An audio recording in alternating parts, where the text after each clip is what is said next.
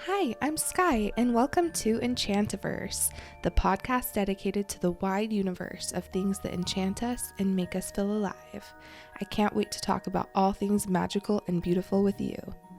Today's episode is all about the magic and adventure of art and creativity in a world and society that is actively fighting against those things. Joining me today are my two wonderful friends, Ashley Dow and Chloe Bray. Ashley is a fellow creative and magical thinker. She is a brilliant photographer based out of Henderson, Nevada, runs a Disneyland blog, and is expecting her first child.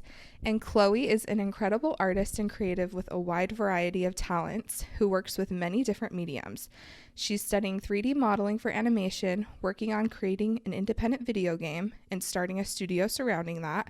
She runs the local Renaissance Fair and Pirate Fest, and on top of that has 3 beautiful children. So I hope from their intros that you can get a glimpse that these two are stunning creative minds, because they are, and they're also amazing friends that I just love to death. So hi, guys. Hey. I'm so happy and excited that you two could join me today for this conversation. So I feel like this was really an important conversation to have with a group of young women, because I feel like as women, we're faced with this like unique set of challenges that come with a very large amount of physical and mental and emotional labor. And I feel like often that labor leads to exhaustion, and then oftentimes leads to burnout and feelings of lack of fulfillment and joy in life.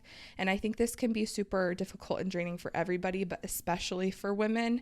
I feel like the circumstances surrounding what we have to do every day are unique. It's really easy to sort of lose the aspects of yourself that you enjoy and feel like maybe your art and creativity just aren't worth the time or the effort if they're not producing XYZ, whether that's like financial gain, whether it's notoriety, awards, or attention. And then upon experiencing those things, I've personally come to realize that I've allowed like the grown-up world into my special creativity, like Neverland kind of world of creativity. And I feel like it's caused me to look at my art and creativity through more of, quote, like grown-up eyes, and then judge it in ways that are firstly not really productive or fair, and then also for something that I feel like creativity and inspiration were never really intended to be. I've always believed that creativity is something that's more like otherworldly, like kind of Neverlandish, and it's something that to me has always had like a touch from the fairies, if you will. So I really wanted to talk about this subject with you two, and firstly address these challenges because they're real and they aren't really talked about or addressed nearly enough, in my opinion. But I don't really want it to end there, because this is the Enchantiverse podcast, and in Enchantiverse we talk about things that enchant us and make us feel alive. So I really want to then focus in on what art and creativity are, and why no matter your current situation, you should fulfill your dreams and grab hold of the creative ideas and desires that the fairies sprinkle upon you in passing during your day-to-day life. So in this episode, we're going to talk about dreams, art, creation, and Peter Pan and Neverland, if that sounds good. That sounds enchanting. Okay. Okay, so to start, I thought it might be refreshing if we rewind time a bit and go back to our childhoods. So Ashley and I are cousins, actually. So we grew up together and experienced that magic of childhood side by side. And when I think back to our childhood, what comes to mind is lots of days of swimming outside, playing pretend. We would go to our grandparents' house in the summer, and we were always like mermaids in the pool, or we were like in the winter and fall constantly like pretending something along the lines of like the Boxcar Children, like these like orphan pioneers kids. Yeah, pioneers, like these orphan kids, with always with a terrible backstory. Yeah. No parents, hunting and gathering berries, making beds out of straw, surviving in the forest, like things like that, or on the plains. And then I remember a lot of indoor days of like coloring, playing Barbies, well past the age that I feel like most kids played Barbies. But I feel like it was a beautiful childhood, and I feel like creativity and imagination were a big part of childhood for us. Would you agree? Yeah, I definitely agree. And I think our grandma was very creative as well. She was someone who loved to sew. And I think as we grew up, she'd always make any costumes that we wanted. And she just had a magical house, like you mentioned. So there was always lots of adventures just to await at her house. Yeah, and I feel like most of our games were surrounding like this aspect of imagination. It's very, very play focused, imaginative. Yeah, I think they were inspired a lot on fairy tales and Yeah. the things that we were reading at the time. Like you mentioned, the boxcar children. Yeah. The boxcar children probably came from that. Or like Little House on the Prairie. Yes, yes. So I think it was really inspired by what we grew up reading or True. Yeah. Disney or something in that. Or like we would pretend to be witches a lot. Like we read Harry Potter. It was just fun. Yeah. Chloe, did you have a similar experience? Was imagination a big part of your childhood, and what did that look like for you? So I have to say imagination was my childhood. Yeah. So my family moved around a lot when I was, like under middle school age. So I didn't have a lot of friends, but I had a lot, like my younger siblings. I'm the oldest of 6. Yeah. So for us, it was a built-in friend group, and we always were imagining something. Anytime we went to like a family member's house, I remember specifically my grandma, we used to like, me and my cousins, we used to like play pretend that my grandma was a fairy because she had her own little garden and grew the most beautiful flowers. And anything, I swear, any plant she touched just seemed to flourish. Oh, I love that. That she took care of.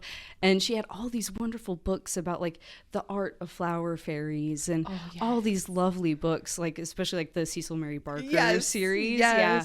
And so a lot of our play was informed by like the fairy tales and like the tales of the good folk. Yes. And like later, I know like we've talked about this like a long time ago, but I loved Narnia. The Chronicles of Narnia were my world. Like I didn't have a Neverland, I had a wardrobe. Yeah. And that was I went to Narnia to be creative and to escape. I love it. And like I lived in Iowa for a few years, and in our backyard we had this concrete square that was just in the ground, and that was our stone table. Oh, I love it. And so all of our play was informed by, like my grandmother, the Fae, the Narnia, the Disney movies that we were watching. And actually, from the Disney Peter Pan, there's a quote right at the beginning, and it says, I don't know if I wrote it down completely correctly, but it says, Wendy, the eldest, not only believed she was the ultimate authority on his tales and adventures, talking about Peter Pan, and that was me. That was like, I was the one that was the ringleader. I was the one that was, setting the scene for my siblings. At night, I would tell them stories that, I just made up because that's what I like to do, and that's how my mind worked. So like looking back now, I was the Wendy. Right. I love that so much. Oh, it sounds like we had like similar experiences growing up. Like just very like wholesome, very fantasy based. I want to know from both of you, do you feel like the imagination that you cultivated as a child had an impact on what you wanted to be and do as an adult? I think yes, when I finally let that creative part into my life again. Right. I do think that I love making things beautiful. And so I think as an adult, I found that from creating my home and decorating. And I think it's really easy to kind of go with the trends of the world and kind of what you see on Pinterest or what the influencers are posting.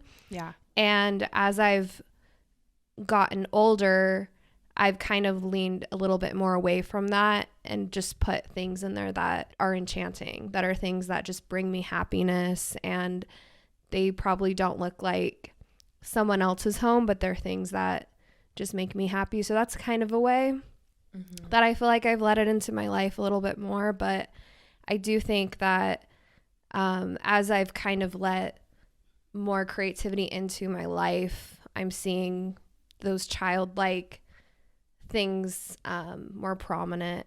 Right. So like things that I used to imagine. So That's cool. I love that. Yeah, I think I really feel similarly where for a while I tried to fight it. You know, I feel like we kind of grow up and get all right, it's time to grow up and get a real job now, Yes. you know, and it's so, you're so discouraged from trying to reach any sort of creative like job or goal because it's not practical. It's not, you know, it's not going to support you. That only happens occasionally. Only like certain people get to make it that far. And so for a while I tried to just force myself into all these different, like, especially with college, I went through like 5 or 6 different majors trying to pick an adult major. Yeah, totally. I totally. struggled so hard and I just burnt myself out trying to do something I didn't want to do. And I feel like, especially like as a kid, I didn't like go, oh, when I grow up, I'm going to make flower crowns for, you know, like Right. it never was I know exactly what creative thing I want to do as an adult, but trying to do the adult things made me realize that it just wasn't going to engage me Right. in a way that was any sort of positive. Did you feel like you were kind of fighting against some sort of calling, like to create? Like, I feel like, at least for me, I've done similar things where it's like I've worked in different fields that aren't very creative, which are still have been enjoyable for me. Yeah. But I feel like it's almost like, oh, something's just like missing. Yes. Like, it's just like missing this little mark, because things would come to me during the day, like ideas or inspirations, and it was like, oh, okay, like I want to do that, but I'm so tired and I'm so worn out that like it's almost like they would just drift by. And not to say I actually am very supportive of people who have a creative like vocation, but maybe they're not working in a creative field. I think you're still an artist, you're still a creative. But I think that it's hard when you're trying to figure out what you want to be and do, and you want to do something creative. Like you feel like these like passions and desires within you, but it's not super supported, I feel like, by the world at large and like society at large. I think what's also a huge hindrance is money. Yeah. Because I feel like I had to go find a job that had monetary value, where the things like you said that I leaned to that were more creative, make money from it. I either needed to get really good at it and dedicate all my time. Yes. Or I had to find a job that actually could easily bring in income. So I think that's another thing that's hard. It's super hard. And it's normal. Is finding that balance. Yeah. Because you got to eat, you got to live. Yes. And I think that that's normal. And that's why I think it's good that people, you know, if you're working a job you enjoy and you're happy with that, and you're like, but I love to paint, and or maybe you have a dream to even get to somewhere where you can quit that day job, right? It's okay that you're not there. It's okay that you're not doing that yet. There's this one lady named Elizabeth Gilbert that I love. She talks about this a lot, and she talks about how it's a lot of pressure to put on your imagination and on your creativity to support you financially.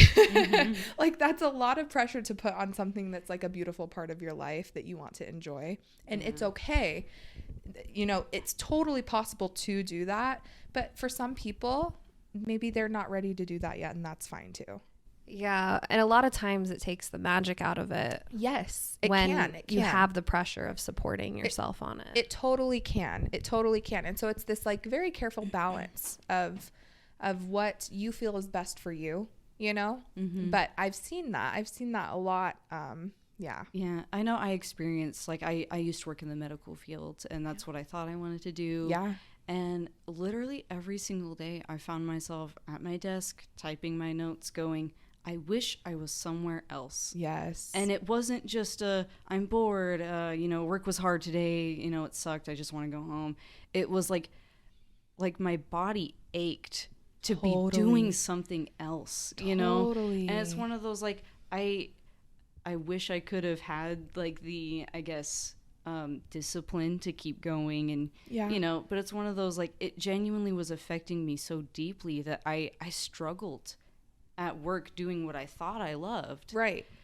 Just because I just felt like I didn't belong there. Well, sometimes when you feel like you're fighting against what's calling to you, it can make you physically ill. Like, it can be like, wow, like this actually is affecting me mentally, physically. Like, it can suck like the life out of you, right? Because you're kind of fighting against like this. I was talking to my husband about something similar to that, and I was like, I feel like I was Zuko, during the episodes where he switches sides, finally, and he gets so ill that he can't get up off the floor, and his uncle's taking care of him. I was like, that was me for a while. I felt like I couldn't move or do anything, and I was weak. Yeah. And I just, like, my body just hurt. Yeah. All the time. Totally. And it's so hard. I feel like for women, it can be so hard with just, like I talked about, the labors that are just involved in your day-to-day life. And then adding on that, the responsibility of making it, of making the money happen and of making life happen. It's so draining and it is hard sometimes. When my husband and I first got married, we talked about, do we want kids? Mm-hmm. What do we want that to look like? And I never was comfortable around kids. Mm. Like, I genuinely was like, I don't know if I even want them. I'm open to the idea, but, if we end up having kids, I'm going to work. Mm-hmm. And it was, I'm going to work. You can be a stay-at-home dad. Mm-hmm. We'll make that work. Yeah. That's what I want. Yeah. And so I felt this huge responsibility to just find something that would make enough money for us and our potential children. And then, after having that experience where I was just ill every day, I was like, what do I do? Like, I feel like I'm failing my future family that I don't even have yet, because I feel like, especially as women, we tend to like very much plan our current actions to affect us in the future. Yes. Like, that is, we are always doing something that is going to affect something later. Right. That is be prepared. Yes, be prepared. Like, I can foresee if this happens, we're going to need this. So I need to do this to make sure, right. It's a lot of mental planning and juggling and chess, almost, just making sure all the pieces are in the right place. Right. And so can't you see how, like, all this mental work and the thoughts of survival and money and caring for everyone, making sure kids are okay, husband's okay, house is okay, like, you have so much, and of course you have help, hopefully, from our partners, but I feel like it can affect us to get out of that mindset of, wait, but like, I want to live this other type of life. I want to, even though I have all these things going on, I want my mental state to be feeling how I want to feel, which for me, as a creative person, I want to feel that free, light feeling. And so how do we accomplish that? And so those are the questions I've been facing and the things I've been feeling throughout the years, where it's like, I try to get in that headspace, but then there's just so much pressure and there's just so much to do that it can be so easy, I feel like, to not be in the mental or the creative space that I want to be. Yeah. So something that I remember very vividly as a child, as we're talking about entering into adulthood, I remember as a kid being super keenly aware that childhood was not going to last. Like, I remember it would like stress me out, like, the older I got, like each birthday, I'd be like, oh man, I only have like X amount of summers left at my house. Or I don't know if you guys had a similar experience, but it was something that kind of instilled some anxiety into me and worry into me, because I like loved being a kid. As I said, like, I really enjoyed like being a child and having that freedom. And so I knew when it was time for me to be an adult that there was going to be some things that I would have to do that were going to be a little scary and take away from some of that childlike freedom. So I was also pretty aware that pretty much like in every classic movie that I loved, the adults didn't care for like childish things anymore. And I remember not wanting to be that way. I even remember having a specific conversation with Ashley, maybe a few times. Maybe it was something we said repeatedly, but I remember saying, well, we're not going to be like we're always going to play. Like I remember like saying things like we're always going to play and pretend, and yeah. Yeah, no, I definitely remember that too. And just a thought that popped into my head, I recently watched Mary Poppins. I was just going to mention that. You were? Yeah, oh. with Mr. Banks. Like I didn't want to be Mr. Banks. I didn't want to be Mr. Darling from Peter Pan. Like yes, and it's crazy how a lot of the classic Disney movies, it's almost like two storylines are going on. There's one that the kids are loving, and then there's a second one that's for the adults. Yes. And in Mary Poppins, I just watched it recently, and I was like, this movie was for the adults. Yes. This movie was a warning about childhood. Yeah. And one, preserving that in yourself, but also letting your children be children. Right. Because like you said with Mr. Banks, he kept wanting his kids to grow up and invest in the bank, and he was annoyed with all their childishness. And finally at the end, the best part of the whole movie is the song Let's Go Fly a Kite, because he finally comes home, and it makes me emotional every time I think about it. But he goes and he flies the kite with his children, and I just think that it's a fear I think we probably all have. Every kid has at some point, of the fear of growing up. But I think there's a beautiful message in Mary Poppins of, well, like, you're gonna grow up, but you don't have to necessarily let go of the things that made your life magical to begin with. And I feel like I was so aware of that, and I remember just being like, I don't want to like let my dreams go, like I don't want to stop feeling like a kid. There's like a funny line from Peter Pan where he talks about it's the book version, and it's like, I think it's like the first line almost, and he says, all children except one grow up. They soon know that they will grow up. And the way that Wendy knew was this. One day when she was 2 years old, she was playing in the garden, and she plucked another flower and ran with it to her mother. I suppose she must have looked rather delightful, for Mrs. Darling put her hand to her heart and cried, "Oh, why can't you remain like this forever?" This was all that passed between them on the subject.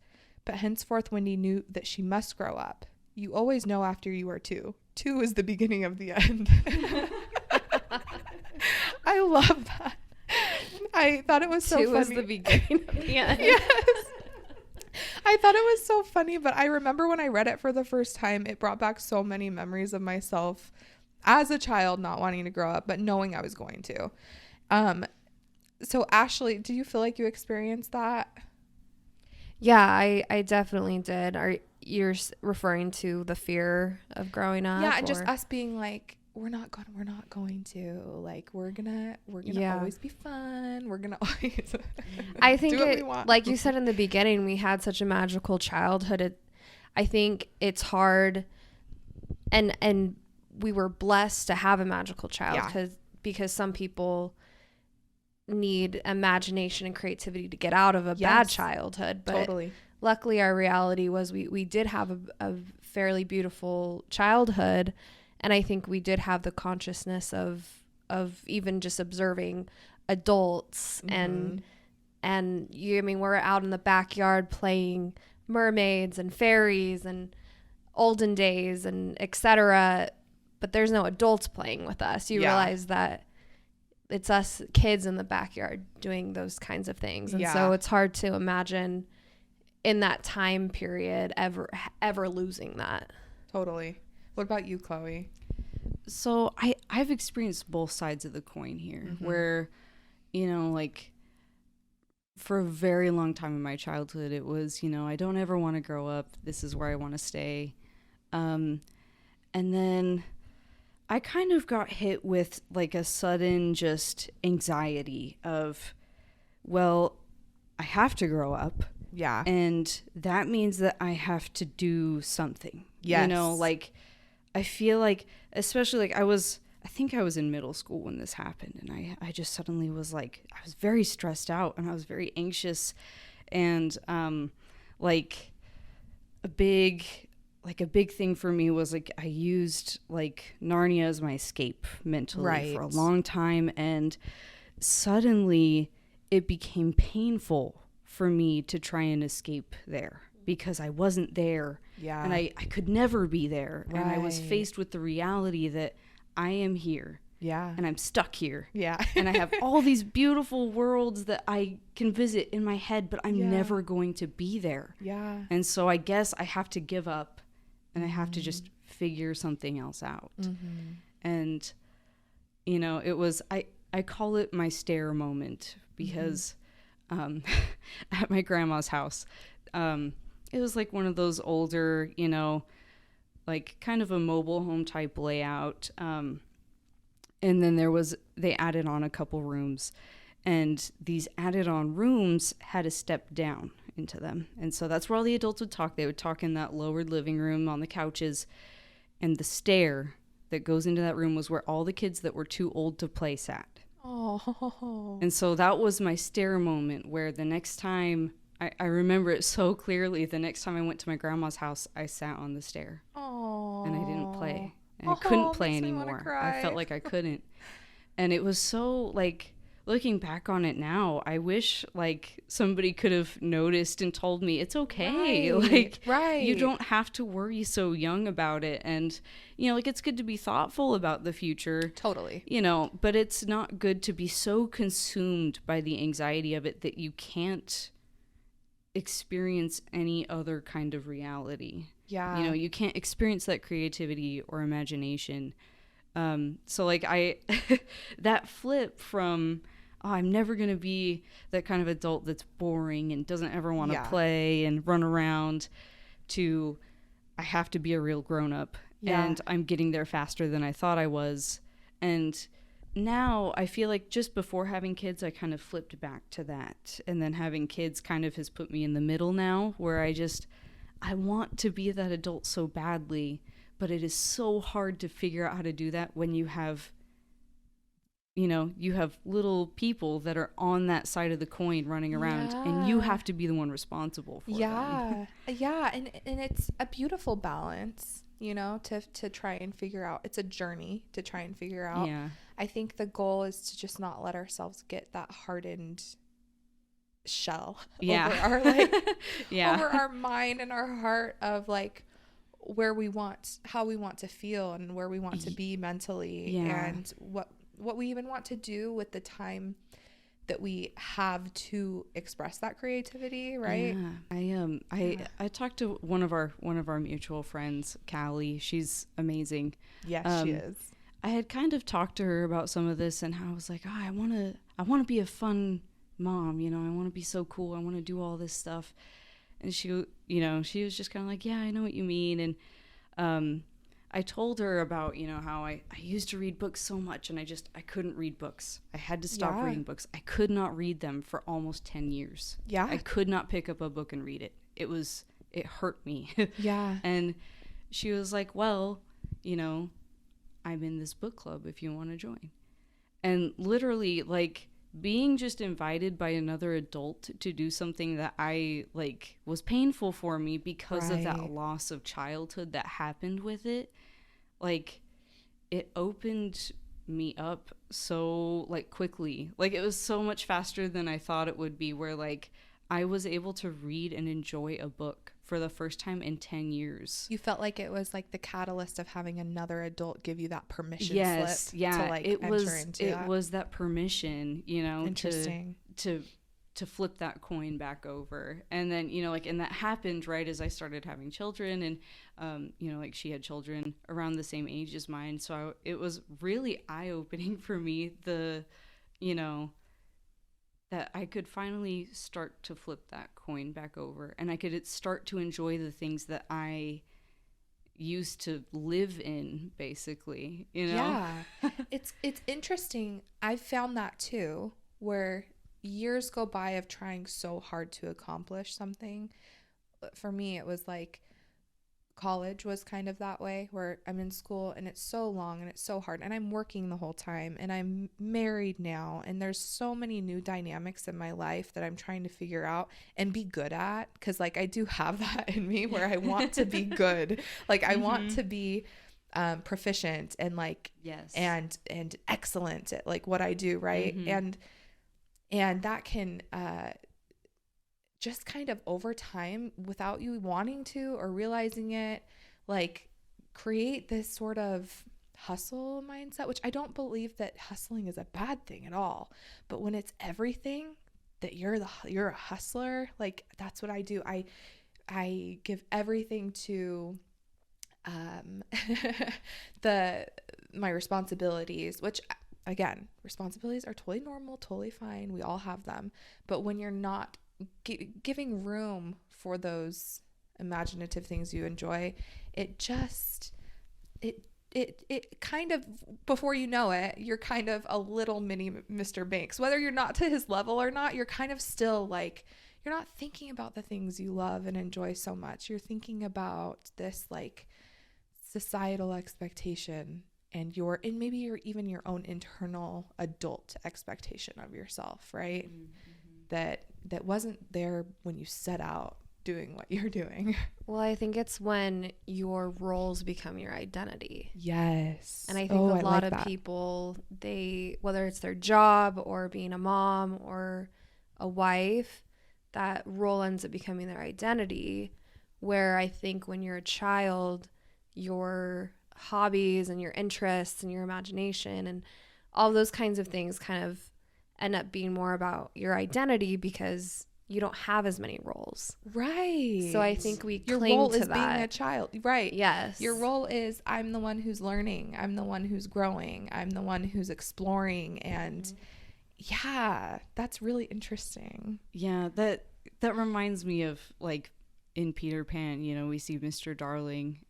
You know, they start to describe them at the beginning of the Disney movie, and it's, you know, like Mrs. Darling thought that, you know, Peter Pan was the spirit of youth, and Mr. Darling was much more practical. And we see him like throughout the movie, he's like, you know, like my job is my life. You know, I'm not a very good father, but that's not my job. So that's their job, you know. And at the end of the movie, we see him flip that coin and go, wait, I've seen this before. I remember being a child and I know what it's like. And you can see him start to think and start to change and soften through it. Yes. You know? That's the best part. That's the best ending. That's the best ending of Peter Pan is, and I think that's why that story touches our hearts as adults, because we see ourselves, like you said, in Mr. Darling or Mr. Banks, and when you get that glimpse of that's how it was, that's how I used to be, and there's like a freedom that comes with that. So there is, and I feel like it's a freedom we should be giving ourselves daily. Like it's not just like oh, I had this realization and then I went back to, you know, I don't know. It's something that's like an everyday, no, like I'm a person too. I'm someone who like enjoys things, and like, oh my gosh, it's okay for me to enjoy things still. Oh my gosh, it's okay for me to explore things and not have to have any outcome from that. Like that's a really important, I think, discovery to make within ourselves, and one that is just not, I never hear people talk about it. I never hear people talk about how it's like, okay, I see so many videos. This is how to make X amount of money a month as an artist. Guess what? Like, what if I've tried all those things and like I'm not doing it, or I don't have enough time? Okay, I guess it's not like worth my time to like put loses effort into value. Yeah, like now no one cares, or now like I can't, if I talk about it with people, they're gonna be asking me, you know, right, how much money are you making with that? How, like, well, what are you doing like with that? And what if the answer is I'm just enjoying it, like I'm just doing it? Yeah, I especially as like I have so many different medias that I work with Yes. my art, if one of them is not per se like, or if any of them are not my main source of income, or are not making, you know, like noticeable amounts of money by other people, it's, oh, how's your little business doing? Oof. You know, there's a lot of that, oh, how's your little hobby, you know, that you know, and it feels so like demoralizing to see that, like, I've opened up like my creativity to other people. Yeah. And, you know, like I'm not planning to try and make it a, you know, this is my career forever. Right. But just the fact that I've opened myself up and people look at that and go, well, it's not doing XYZ. It's not up to my standard. Yes. So it's obviously not that good. Yeah. You know? Or it's not, yeah. Like, I feel like as soon as you start, and this is what gets artists to stop sharing, which art is meant to be shared, right? You can always do things just for yourself, and that's cool. If you feel like, I just want to do this little thing for myself, I don't want to put it out there, that's fine. But we get this joy from sharing what we create. I mean, that's, you draw a little picture as a kid and you go and give it to your mom and you're like, look what I made. And it just feels good to just share things. But when you start sharing things and you start getting those questions of, oh, okay, so you're starting something? Oh, okay, so how's it going? Oh, well, you should really try this. I bet that this will make it really take off. And you start to get so in your head about, in this like world, that's what I mean, like the adult world versus like the Neverland world, right? Like it becomes like, wait, no, I was just doing this. Like I was just in this other place. I wanted to share it. Sometimes it really isn't that deep, right? Mm-hmm. It's not that deep all the time. And you just want to make things and create, and that's okay. Yeah. And I thought it was interesting when Chloe was talking, she said that people will say, oh, your little business. Mm-hmm. And I thought that's interesting because with my photography, I just started about a year ago, but I've always loved photography. Yes. And how I 100% undersell myself in the sense of making it less of a deal than maybe it means to me. Mm-hmm. And I've even seen that, not to put you Sky on the spot, but I've even seen you do that with your art a lot, where it's just this little thing I drew up, where someone like me looks at that and is like, that is incredible. Like I would take an art class to be able to learn how to do that. But it's stuff that brings joy into, I would say, all of our lives. And I think the people who appreciate what we do, it brings joy into their lives. Yeah. But it's interesting how when I was working at a law office, I'd never undersold myself. I always said, I'm a paralegal to an attorney, upsell or yourself even, you right? upsell. And even just saying you work at a law office you put that on your resume, people are very interested in you. Right. Oh, you worked at a law office, so you know how to do this and this, and you're used to working. You know how to make me money. Exactly. Right? But you tell someone, oh, I'm a photographer. Mm-hmm. It's always like, okay, is it a hobby? Are you do this for business? Are you big? How many followers do you have? How much do you make? Are you able to support it on one income? And there's always something to look down upon. Yeah. And you easily undersell yourself. Yeah. Yeah. A big part of mine too is a lot of my sales are event based, it's the Ren Fair, it's the Pirate Fest. They happen one time a year. And so a lot of the times I feel like, like in between projects or in between photo shoots, we get a lot of, you have that downtime or that prep time. And a lot of people see that as you're wasting time. You're not busy, Yes. So, you obviously must not, be doing that good if you have downtime. And there's a lot of that, like, I guess, hustle culture in it, of just, if you're not constantly busy and constantly making money, if you're not constantly, just going, then it must not be of value. Right. And it's hard. It's hard because when you're trying so hard, and you're you have these goals, you're trying so hard, you're exhausted also from everything else you have going on. It just kind of, at least for me, I've had times in my life where I'm like, is this even worth it? Yes. Yeah. Like, if it has to be this, I don't know that I want to do this. But then I would stop like drawing for a while or something, and then I'm like itching. I'm like itching to like paint. I'm itching to make things. And then I start and I'm like, but what am I going to do with it? Wait, but what am I going to like, what am I going to, you know, like, how can I sell this? How can I, what is the point? And yeah, just going back to that time of when you were first introduced to creativity, there was absolutely none of that. There were no expectations. It was just be creative. Exactly. That's all you had to do. Exactly.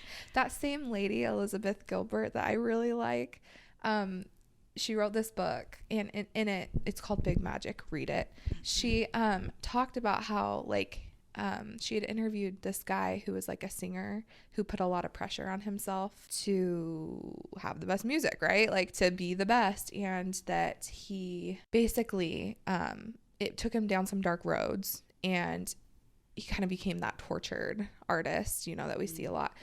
And I think he was like looking at his kids out playing one day and kind of remembered what things were like. And one little comment that he made, I think this was the same story, where he said, you know, I realized like it's not really that deep. Like, what is music? It's something nice that like people enjoy. They enjoy that song and then they go about their day.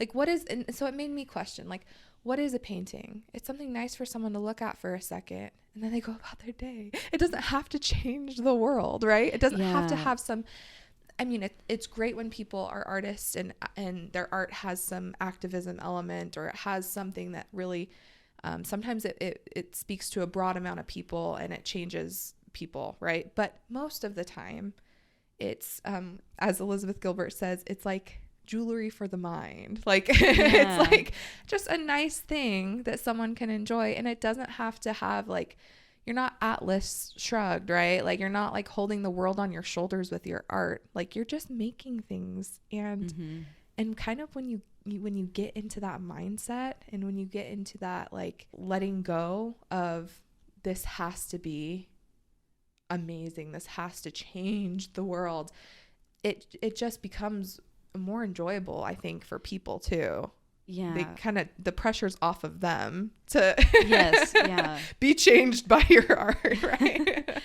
Kind of two things off of that. So one, I'm a drummer in a band, you know? And I forgot to mention also Chloe's an amazing musician and singer. Thanks. On top of being a drummer in a band. Yes, she's incredible. I you know, and so we're starting to like write our own music, and you know, we're kind of getting into it, and we kind of were like roadblocking ourselves with we have to be the best, we have to write the best music and be the best at what we do. And finally one of our members was like, why? And we kind of all just sat there and we're like, I don't know, you know. and he was just like, we don't have to be the best, we just have to make it enjoyable, right? You know, like, right, it's one of those, like, you know, not every song that you listen to is the best song you've ever heard. Totally. But how many times have you listened to the same song over and over and over again just because it's enjoyable? Yeah, it was just, it's just nice. It's just fun. It's nice. It's something you fun. Enjoyed. And then kind of on the flip side of that, you know, I feel like I've seen a really weird influx of comics recently that are people going to art galleries and going, why isn't it changing me? I don't get it, you know? And I feel like there's like, as creatives, we get a lot of people that, you know, maybe comment on our art and go, well, I don't get it. Yeah, totally. You know, there's this big expectation of, if you're an artist and somebody witnesses that art, it has to be life-changing. It has to have a meaning for them, and it has to, you know, like, it has to be this big grand thing. Yeah. When really it's just, I like making that. Yeah. And I want to make more of it. I drew it, and here you are. And you know, this, like, here you go. I'd like to offer it to you if you'd like it. You know, it doesn't have to be a, you know, like, I make flower crowns. It doesn't have to be that is the best flower crown I've ever seen, and it is the only thing I'll ever wear on my head. Right, it's just, the flowers were pretty, and I put them on a crown. Yeah. And I wear it on my head sometimes. You know, it's not that deep. Yes, you know, totally. it's Totally. I've definitely felt that in photography because it's an overly saturated field and there's so Yeah. much competition. Yeah. And I have had experiences Yeah. recently where someone didn't like what I produced Mm-hmm. and it was so debilitating. And I'll be honest, I haven't shot for like a month because Yeah. I was so paralyzed by it. Yeah. And it kind of took the love and the magic out. And it's so funny because my husband reminds me, he's like, that was one experience out of 30, Yes. right? Like 30 other people are singing you praises and Yes. seeked you out based on your style. Something I realized when I was doing that photo shoot is she was trying to like pose her family and she was trying to recreate another photo shoot. She didn't really easily, like from the time I was with her, I realized, oh, she didn't really want me for me. Right. Right. And so I think you just have to, with whatever you're creating, realize that you're not gonna, like Chloe was saying, you're not gonna please everyone. You were saying you're not gonna change the world, but there might be one person who gets it and gets you and appreciates and values what you've created and what you love. And I think that one person should be magnified over the 100 that don't. Yes. You know? So totally. 100%. I really like that. And it's true. And there's people who, like Chloe gave the music analogy, like sometimes it's not your favorite song. That's okay. It's someone else's favorite song. Maybe no one liked the song. Oh, well, you made it and it's done and it's not you, right? It's something you made. Mm-hmm. It's not, you know, your baby. It's not your whatever. It's something you made and it's done and it's created and it's in the world, and let it do its own thing. Right. yes. So I want to know, once you guys reached adulthood, did you always know that you wanted to be a creative person or have a career and or vocation centered around creativity? And if not, how did you ultimately decide on your current vocation of an artist? I'll go first because my answer is really brief. Okay. I just said it was trial and error. Yeah. And I mentioned how when I was thinking of this question, I was thinking more of the monetary value. Once you get older, Yeah. you need something that supports you. Yeah. But when I asked myself that question, how did I ultimately decide on my current vocation? It was when I finally really asked myself what I wanted to do instead of what I felt like I needed to do because of money. Mm-hmm. So I think when all the voices quieted, then the excitement of doing photography really spoke to me, or, Yeah. you know, I think that's when I finally listened to my voice instead of everyone else's. So I like that. Yeah, I went through a lot of trial and error too, until I finally had my my Emperor's New Groove moment. I had my, you know, when the sun hits it just right, these hills sing. I had that moment. Because like I spent so long and so many years trying to do college and this medical program or this medical program or try this. And then 3 months after I got married, the medical office that I worked at closed. Oh, wow. Forever. Wow. And I was laid off immediately. Mm-hmm. And I kind of spent like the next week, like, what do I do? Yeah. You know, like, what am I going to do now? Yeah. I don't have a job. I, you know, like, where do I find somewhere to go from here? Right.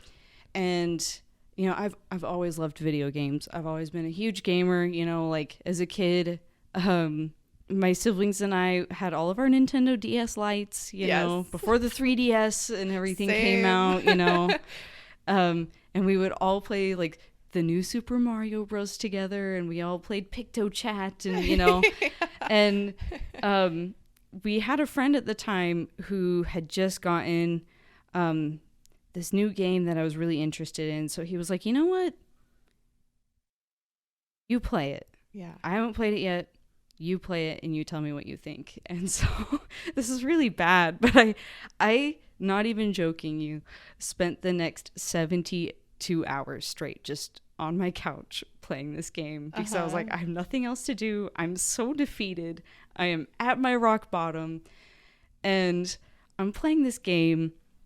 It's Horizon Zero Dawn, and I think it genuinely is the most beautiful game that I have ever seen to this day. And like, I'm just playing it, and I get to this one part as the sun is rising, and it, like, as it comes over the mountains that are next to my house, like the cutscene that was playing was just this gorgeous overview of the game, and I was like, that's what I want to do. Like, that's it. Like, I love playing this so much. I want to make stuff like this. You know, I want to make a world that is this beautiful and full of life. That's cool. And interactive. You know, there's so many things, like, you can literally watch the machines that are in this game and see how they interact with the environment around them and what tasks and what jobs they do for the environment around, you know, like, there's so many intricate details that the developers thought to put into this game that I was like, that's it. That's cool. That's what I want to do. I want to make this, you know, like, so it was, you know, like, I felt like I had glimpses of that before, you know, like, I play a lot of D&D. I was a dungeon master for several groups, and every single time I'd create this new world and a new pantheon of gods that, you know, the players could worship or, I love it. You know, spite. And I always was just like, this is fun. This is exciting. I feel like I'm living through this. Or, you know, like, watching, like, my favorite movies, I'd always be like, I want to make something like that. That would be cool. Right. But it never clicked until I had my Those Hills Sing, you know, kind of moment. Yes, I really like that. I feel similarly to you, where, like, I always wanted to, and I felt like I had even moments of clarity of, like, I want to do that. Like, I remember looking through, it was the first, like, art of book that I didn't even know what an art of book was, but I had asked my mom and dad to get me The Hobbit for Christmas, and they got me the art of the Hobbit movie, which is not the same.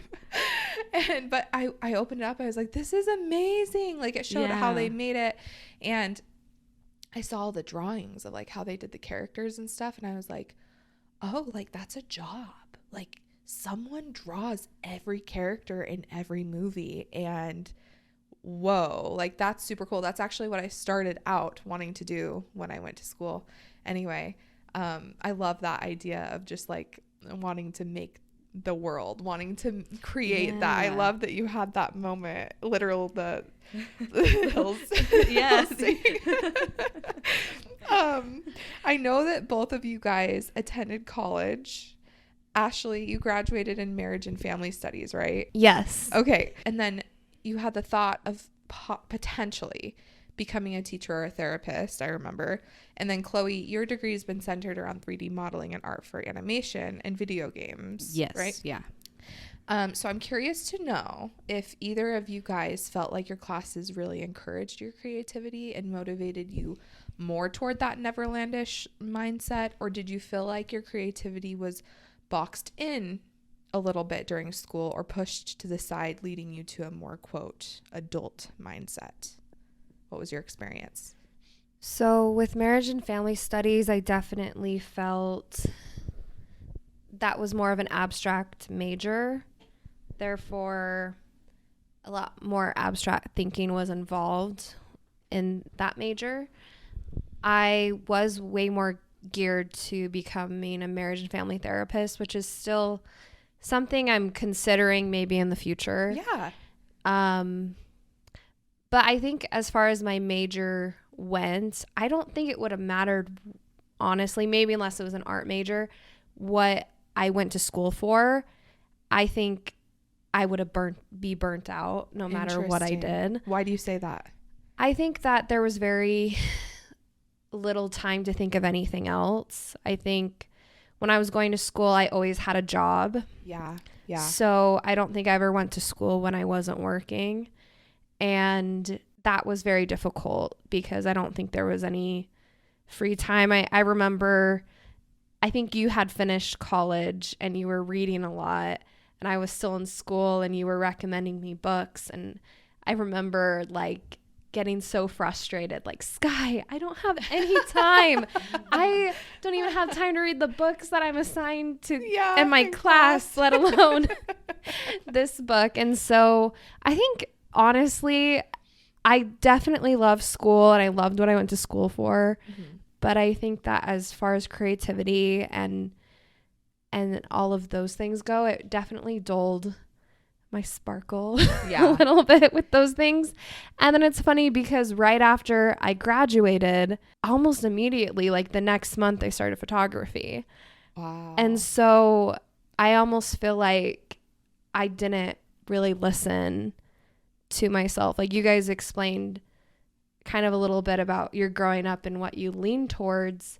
I was always taking pictures. I was always making videos. Always. Ashley carried a camera everywhere she went. Yes. And so I don't think I had anyone in my life, and this kind of like, there's a little of emotion, and maybe I just wasn't that good, but I don't think I had anyone ever tell me like, hey, you're taking pictures all the time. Have you ever thought of photography? Or have you ever, I would make movies and videos for my parents. I don't think I ever had anyone even talk to me that was an option. Like recognize that the two and two could go together. Yeah, it wasn't until I got married and I graduated and I didn't really want to do what I went to school for that my husband was like, well, you know, I was thinking of doing nail school, or I was thinking of, you know, then photography got brought up, and I was like, oh my gosh, I love photography. Right. I love taking pictures. So that's so anyway, I thought it was interesting that I went through 4 or 5 years of schooling, and then the next month I ended up finding what I truly got excited to do. Wow, that's so interesting. Yeah. What's funny is I thought about doing nail school too at one point. Yeah. I totally was like, I might as well do something. You know? But like, important bit of backstory to my current college experience is that I had already had twins before I started college for what I wanted to do. Right. And looking back now, I was insane, and I don't know why anyone let me do that. But a lot of like, I'm going almost to a trade school, basically, to learn how to do the art side of video games. And that's, you know, concepting, that's the modeling, the rigging, the animation, textures, you know, just anything that goes into what a game looks like is what I was learning. Yeah. And so, you know, the first few classes were kind of just introductions to how it all works. And we had a class called creative presentation, and it was just all about, you know, like in this industry, you know, you have to learn how to present yourself. And it's not one of those like you have to be presentable all the time. It's just, you know, there's a lot of people going into this field now. And so, you know, it's kind of like taking a resume writing class almost, you know. And so for our project, it was, you know, pretend you're 5 years in the future. You are presenting yourself to an interviewer, to your boss for a project, to something, you know. Make it. Yeah. Pretend you're there. Pretend you're there already and do it, you know. And so I was like, well, I want to make video games. I guess I'll pretend I'm presenting at E3, which is a huge video games conference. It's where they announce all the, you know, all the new games that are coming out, all the latest tech, you know, it's really big. Yeah. And so I made this fake trailer for a game and made it all dramatic, you know, and then made a presentation about like, I was the art director for it. Wow. Look at my art. Right. And my teacher, he graded all these individually and did like a call with each student to, you know, go over it with them and give feedback. Sure. And I don't think I'll ever forget this for the rest of my life. But he literally opened and he said, when your game comes out, please tell me. I will be the first to buy it. Oh, like he was like, this was the coolest presentation I think I've ever seen. I want to see you at E3. I want to see you there. You know, and this teacher was just one of those that was like, this is amazing. Your ideas are amazing. And, you know, to every student, and it was incredible. Oh, I love that. And so I feel like the first few classes were just really like, yes, this is how this works. Your ideas are important. Yeah. And then we got into the technical stuff, and I feel like a lot of the teachers that they got for them were used to being they weren't in video game fields. So like my 3D modeling class per se was taught by a industrial modeler. Yeah. So he modeled molds and prints for industrial like production. Yeah. So everything he made had to be perfect to the millimeter. Mm-hmm. And that's how he graded the class. Wow. So while I knew I needed to be technical, Mm-hmm.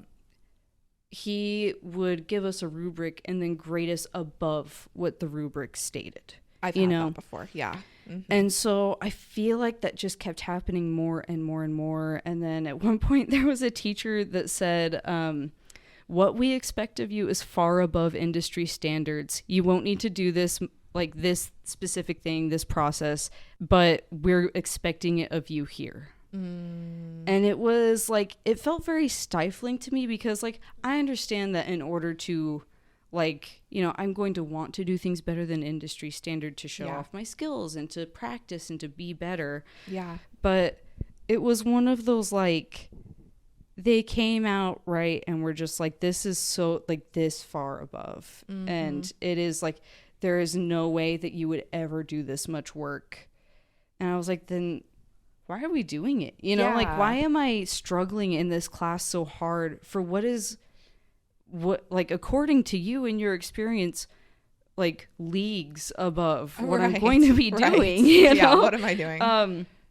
And then like, on top of that too, I feel like, college is not built for parents. Oh, it's no. not. Oh, heavens, no. And there was a really big attitude, especially getting into the more intensive classes of like, if you're not stressed, if you're not losing sleep, if you're not, you know, if every second of your day is not consumed by this class, you shouldn't be here. Right. And it wasn't really even a competitive type of thing. It was really just like I don't know, like there were a few teachers that were like, if you're not sure you should be here, you shouldn't be here. Yeah. Kind of, you know, and I was like, that's just not, you know, like, I think I should be here. Yeah. But, you know, there's a difference between, you know, like I'm going to school part-time and you're expecting 40 plus hours of work from a project a week. Yeah.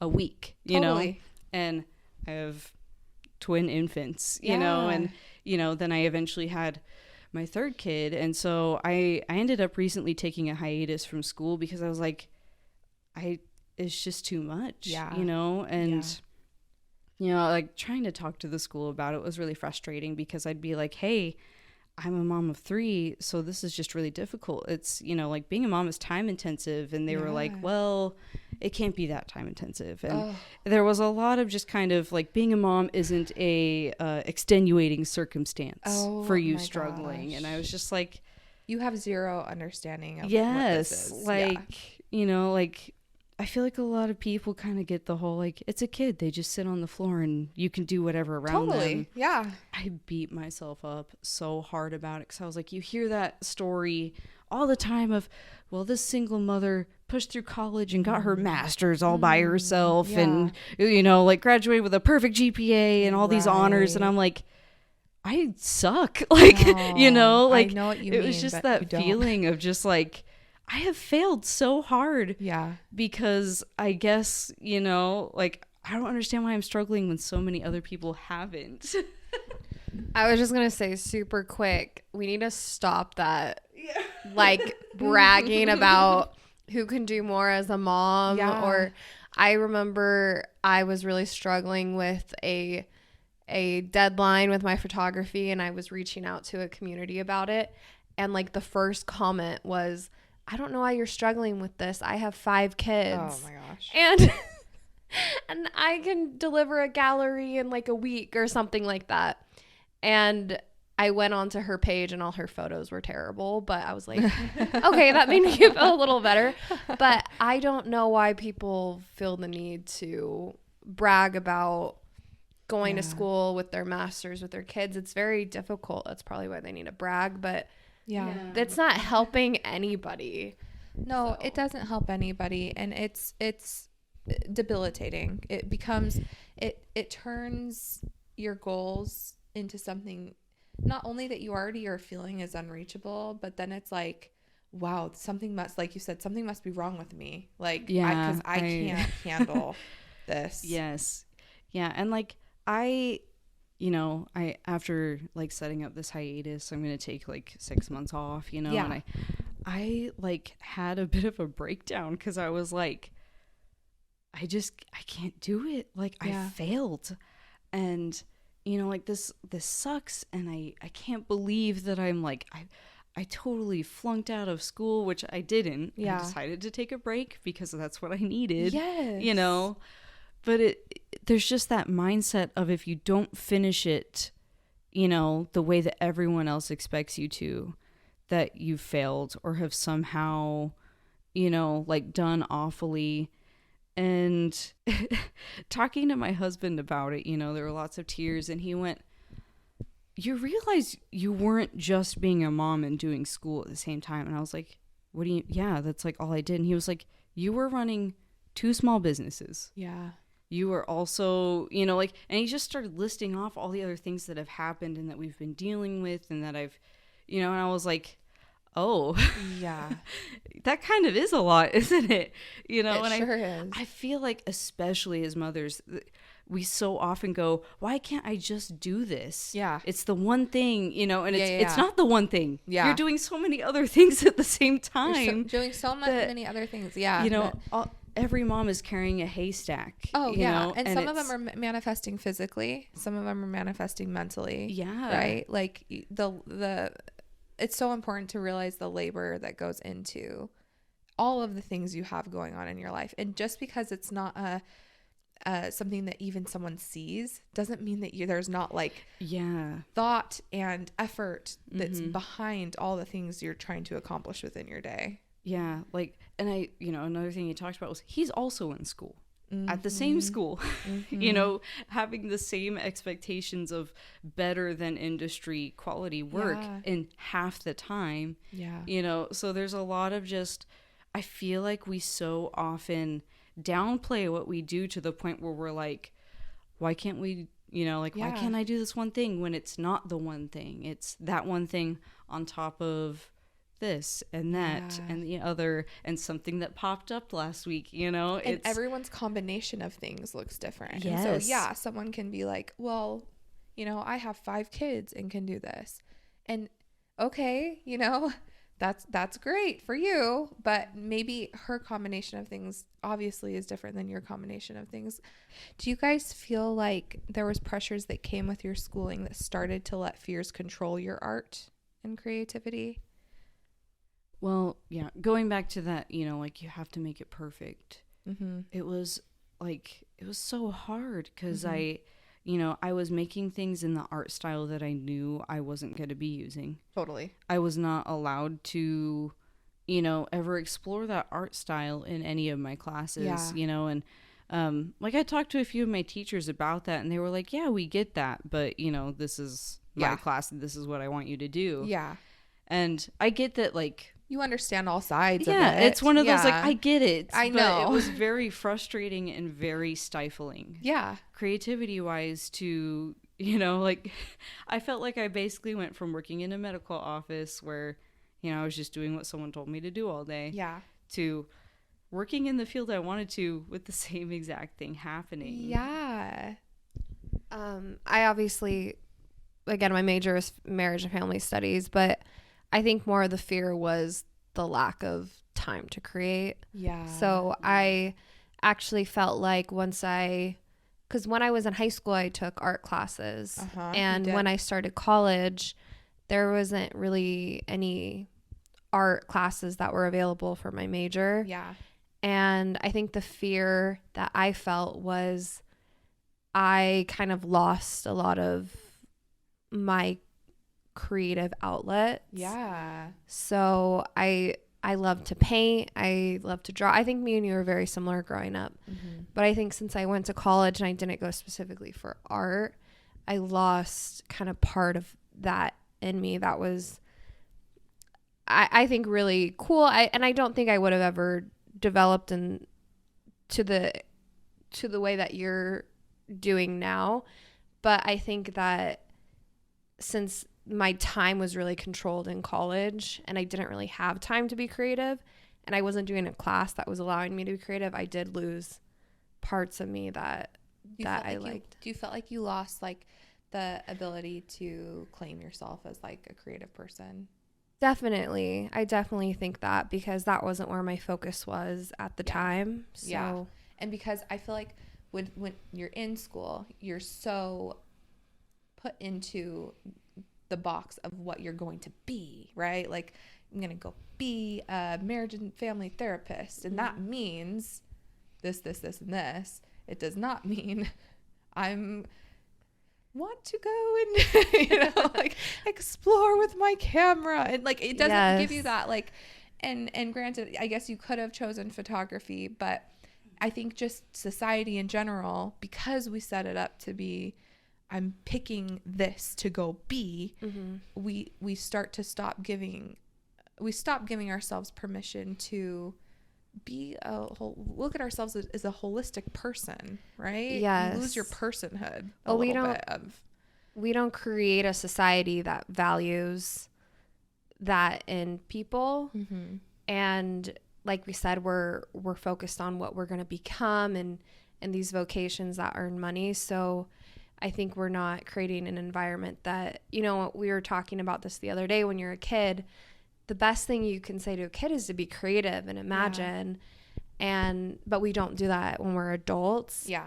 And I had this thought as you guys were talking that it's kind of funny because we're all relatively the same age. We're kind of in our later 20s. Yeah. And what's interesting is we're kind of in a rediscovery era, We are. as you could say, where we're rediscovering parts of ourselves that we enjoyed in childhood, but we're rediscovering them in a way that's serving us today. And it's kind of like, how can I still be an adult but live the life I want, right? Yeah, I felt kind of the opposite of you did, where like being a mom going into college for what I wanted to do felt like, there's kind of this expectation, I feel like, for mothers, where it's just, if you're a mother, you're a stay-at-home mom and you love your kids and you don't want to do anything else. Yeah.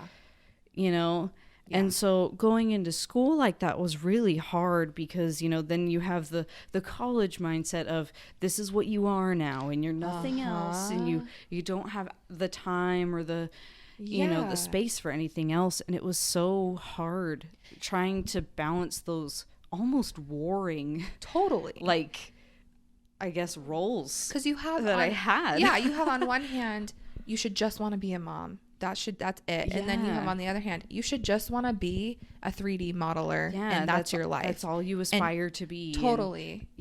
And then, and then on top of that, throw on that, I work at a Renaissance fair. I work at a pirate festival, and while I found a lot more freedom there still was kind of that weird idea at first of, well, now you're that weirdo, like, I feel like for a long time, like pre-COVID, there was kind of that only the weird theater kids go to Ren Fair and they act weird.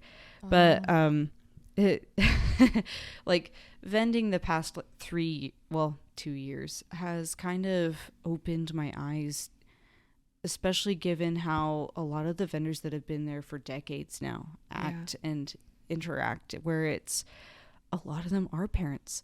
A lot of them are software engineers, and a lot of them are doctors, right? Where this is what they do for fun, and they understand that, like, this is not, you are not one faceted when you're here. And then on top of that too, with the post-COVID, I feel like there was almost a renaissance of people going, I don't want to be stuck indoors all day. I don't want to be stuck doing my 9-to-5 job, doing nothing else and having nothing else to enjoy.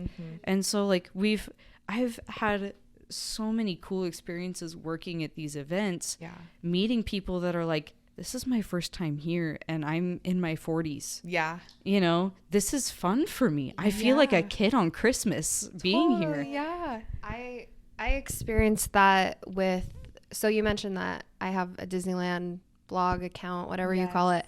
I experienced that with the slander of people calling me a Disney adult. And it's really funny because I actually, in the extreme form, I actually really don't like Disney adults. Most of them are my friends and I love them. And I think there's a good balance of what I've seen in most people who you would call a Disney adult. But something that's so funny is kind of the slander is, oh, Disneyland's for kids or all of these kinds of things. And what I've noticed, because I've been able to kind of create a community there, is one, I started going actually because we were struggling with having a child and fertility, and I almost every month we didn't get pregnant, I was like, okay, we're booking a Disney trip. And it was totally my escape, but it also was something that was just brought me pure joy in my life. And it, you know, it's just a couple hours away and we would take some day trips and do that. But I thought that's really interesting that you mentioned that about the Renaissance Fair, because in a similar way, I think a lot of people who see adults like us, maybe, I don't want to say indulging, but like entertaining that childlikeness inside of us and enjoying maybe the more simpler things. Like me and my husband live in Las Vegas. We're not going to the bar or the strip clubs or, you know, all those kinds of things. We're going to Disneyland and having Dole Whip, you know? So it's like, it's funny how like those adult things, you know, get praised and that's what you're supposed to be doing and that's what's normal, but kind of entertaining, maybe more lighter entertainment and more wholesome things is looked down upon. Well, even like with the Ren Fair, Pirate Fest, it's like people are out and they are in full, like they're pretending. And it's beautiful to have that experience, I think, as an adult, to be like just taken away into a different world for a day. And like that this is a community of people where, number one, who think that's just fine. Number two, that's the whole point, right? Like, we're setting this up to go and pretend. Same with Disneyland in a way, because you have characters there and they're real, right? And they're there and they're performing and you're giving them hugs and you're loving the shows and, you know, you're in a different world. And I think that's really cool. I feel like I see it especially like with a lot of like, you know, you see the videos online of adults going to Disney for the first time and just the tears and excitement. Aww. You know, you see them being the child. Yeah. And it's, I never expected to see it at a Renaissance fair. Yeah. But it has touched me so many times how many people have, like, I've just seen walking around, just, you can see the child on their face, just awestruck that this place is real. I love and that. It's the place they've wanted to be. And like we had an experience, I think it was this last year, a year before, and this guy walks into our booth and he just walks in and he goes, "Oh, you make flower crowns?" And we were like, "Yeah, you know, like you can try them on if you want." And he goes, "I can buy one?" And we were like, "Anyone can buy one, yeah, like they're for sale." And he literally just kind of looked around at him silently, and we were like, "Okay, you know."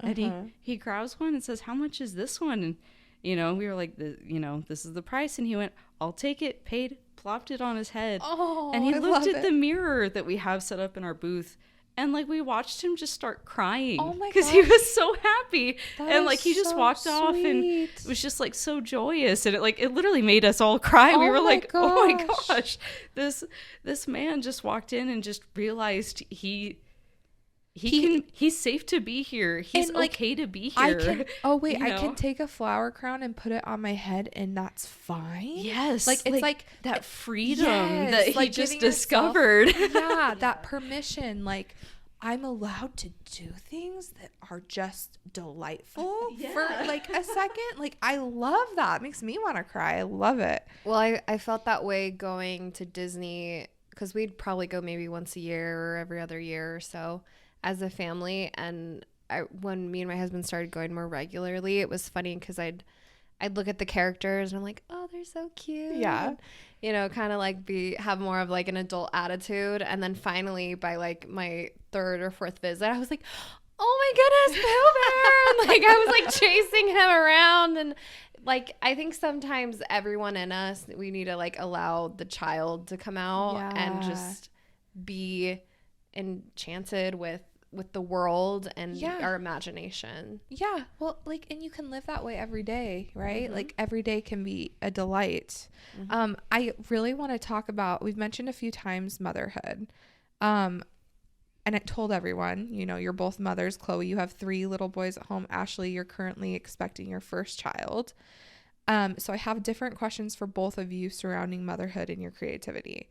So we'll start with Ashley. Ashley, as you're in the phase of preparing to become a new mom and going through pregnancy, have you noticed any differences in your creative output? How has the physical and mental challenge of pregnancy affected your artistic life? So it's actually funny because I wrote down that motherhood is essential to my creativity. And I felt that way even before being pregnant or even the potential of having a child. And I think that because motherhood means that you're in some kind of charge of children. And I think that, again, in our society, we don't value children. I think they were way more valued years past, but I don't feel like today in 2023, children are very valued. And why I say that is that in the back of my mind, there's always a feeling of wanting to show up for my child as my best possible self. And I've definitely felt that in preparing to be a mother, but when I was pregnant, even just cleaning like my inner vessel and my soul and wanting to show up as the mother that I want to be. And I think that has made me also want to be more creative. Okay. I also feel that like in my photography, I've wanted my style to emulate me more, not try to emulate someone else. I want my child to see what I create and know that it has his or her mother's footprints or fingers, you know, like on that thing. It doesn't look like someone else created it. Like they know that was my mom. Yeah. They created that. So with that being said, it's like a double-edged sword because I do feel like it's awakened that part of me and wanting to be true to who I am. And but I also do feel like the exhaustion and anxiety. I've never had extreme anxiety until I've been pregnant. So I do feel like I've even had to put photography on the back burner a little bit in the sense of maybe doing it for clients and doing it for work, but I definitely see the value in doing it as more of a creative output. So yeah, I definitely think like there's the muse, there's the excitement there, but then there's also like obviously the exhaustion. And I'm sure Chloe and you can talk about that a little bit. Exhaustion. Well, I really think that's cool though that you're taking even the pregnancy as like a muse, like that it's inspiring you in different ways that maybe you didn't recognize before. That's like a really cool way of looking at it. And I do feel you on the second part as well. It's challenging. Chloe, as a mom of 3, what challenges have you faced when it comes to being an artist and a creator in the midst of motherhood? So going back to the Peter Pan, I feel like being a mom is balancing being Mary Darling, Wendy Darling, and Nana. Oh, wow. You know, from the movie specifically. Yeah. We, you know, in the movie, the Disney movie, we see Wendy is the ringleader. She is actively engaged in the play. She is in charge of the play, you know, and she is, you know, kind of everyone's go-to for creativity and for excitement and play. And then Mary Darling, she takes a passive encouragement, you know, she's the mother. She, you know, she takes her kids' play seriously, but she's not actively engaged. Right. You know, she listens intently to them. She listens to their goals and their dreams.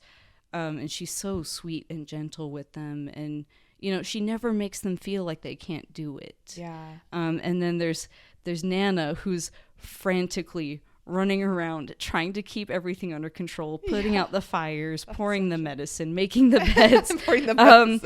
You know, you know, she has to be everywhere all at once all the time, and she's trying so hard and she's so exhausted. And I feel like, especially like now having 3, I had 3 under 3. Yeah. You know, I am Nana most of the time. And so, like, that's not bad. No. But there's a weird thing, I feel like, when you're in charge of any sort of form of life, where you feel guilty all the time for not being enough, for being too much. You didn't do this right, or you did this, you know, like, you are always guilty of something. Yeah. And so, while I feel like I'm Nana most days, I feel so guilty for not being Mary and not being Wendy more often. And then on top of that too, I struggle so hard with seeing other people that are in, you know, completely different situations than me do what I want to be doing, and knowing that at this point in time it's just not possible. And I get so frustrated knowing that, you know, I can't go to that location. I can't try that method of building something. I can't, you know, I can't try specific ideas because of my children, you know, and it's not a bad thing. It's just, that's where I am in life. But it's so frustrating to feel stuck. And then on top of that too, I struggle with when I wake up, I want to, like, wear the fairy dress all day. You know, like, I want to do the fun glittery makeup and do my hair fun and frilly and, you know, like, play like that. And it's just not practical. You know, like, there's that struggle between being who you want to be and being who your children need you to be and being who you need you to be. Like, there's so many facets to trying to be creative and keep that creativity while also keeping another human being alive and nourished and, like, I feel like mentally and creatively encouraged. And then, you know, I feel like there's not a lot of support for working artists in our society. Especially as a mom, like, asking someone to babysit while you, per se, go to work as a doctor or you go to work as an accountant, everybody's gonna be like, oh yeah, totally, I see your job as valid, as real, as productive, as having value. Whereas, you know, a lot of the time I feel like with working artists, trying to ask someone to babysit so you can work, they just kind of brush you off and go, it's not real work, you know. And you know, that's not necessarily, like, awful, you know, like, that does not make them an awful person, but it is frustrating trying to make that work, and trying to find childcare when it's not. A lot of people don't see it as legitimate. You know, it's always a hobby. It's always a little side hustle. That you're trying to make it work. You know, it doesn't ever feel good enough to be used as, this is my job. I can relate to that too a lot. I totally get that. I feel like, so for me, entering into motherhood is where I feel like life got, like, flipped completely upside down. Like, I had personally already been struggling to know, like, what to do with my art and how to pursue, like, a life in the arts before getting pregnant. But I was so preoccupied with just trying to survive, for those that don't know, my husband is also an artist. So, you know, also trying to prioritize him as an artist as well. I mean, there's got to be, while you're working on your craft, there's got to be money coming in, right? Yes, so exactly. Yeah. So just trying to like survive and make money to live. And, but having a baby is what brought to light, like, and I don't mean this in a negative way. It's going to sound really negative. It's not, but like a complete and total loss of self for me. Yes. And so it was just in a way that like, basically I felt like I had to relearn how to live my life, because everything, your perspectives are just so flipped, completely upside down, where it's like, okay, now there's survival. Now there's money. Now there's this thing I really want to be doing, the way I want to live, how I want to feel mentally, but also I have this tiny little baby that can't do anything for itself. And I love it. And I want this baby to be so happy and so loved and so everything. Yeah. And so it's just like, how do I live my life now? And you kind of have to rediscover that. So with my twin pregnancy, towards the end, I developed what's called cholestasis of pregnancy, which basically meant that there was bile getting into my bloodstream and my liver was failing. And I and my babies were dying. Oh my gosh. Like, we were actively in the process of dying. And if they didn't get them out, we were going to die. Right. There was not a, you know, like, we can do something to make this better and hold them in a little longer. Yeah. You know, and, you know, it was already just kind of risky having twins in the first place and being told you and your babies are dying. Yeah. You are getting them taken out. Yeah. And you do not have a choice. Right. And, you know, that was terrifying. And I had to rationalize the thought that I am dying right now. Yeah. And my children are dying. Holy cow. And then within not even 12 hours, I had both of my children, you know, surgically removed from me, which was traumatic. Like, yes. I, before having my twins, I was like, I'm never getting a C-section. That sounds terrifying. That sounds so awful. And like, having one, oh my gosh. Like, it truly, like, I am so jealous of the women that were like, mine was beautiful and I enjoyed it so much. And I don't have any hard feelings, where like, I struggled so hard with rationalizing and accepting that I had a C-section. Interesting. Even though I knew we were dying and I knew I had to do it to save us, it still was so hard for me to accept the fact that I was awake during a major surgery. Yeah. As I was dying. Yeah. And like, you know, like with the cholestasis, it resolves almost immediately after a C-section. Okay. So we went from emergency, you're all dying, to my children are here and you're all fine. And you're alive. And nothing is wrong. And now go on living. And now go on like nothing happened. Right. Yeah. Trying to figure out, first of all, how to live with twin infants was insane. Yeah. And then on top of that, I was recovering from a surgery that I did not recover well from. I struggled for over a year with my healing, and I had to get like physical therapy and possibly a future surgery. Like, it's going to affect me for the rest of my life. And you know, like, going from that to, okay, now go back to everything you were doing. Yeah. And act normal, and you can't be traumatized by this. Yeah. And you can't, you know. And then I also struggled very severely with postpartum depression and anxiety.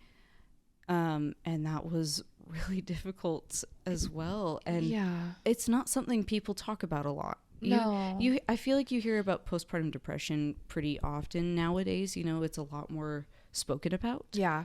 But I didn't know that postpartum anxiety existed. Yeah. I didn't know that postpartum rage was a thing. You know, I didn't know that postpartum psychosis happened, you know, and I am very grateful that I never experienced that. But, you know, experiencing the depression and the anxiety was just debilitating. It's for a long time. It's absolutely And debilitating. I breastfed my twins for 17 months. Uh-huh. And I also experienced DEMER, which is dysphoric milk ejection response.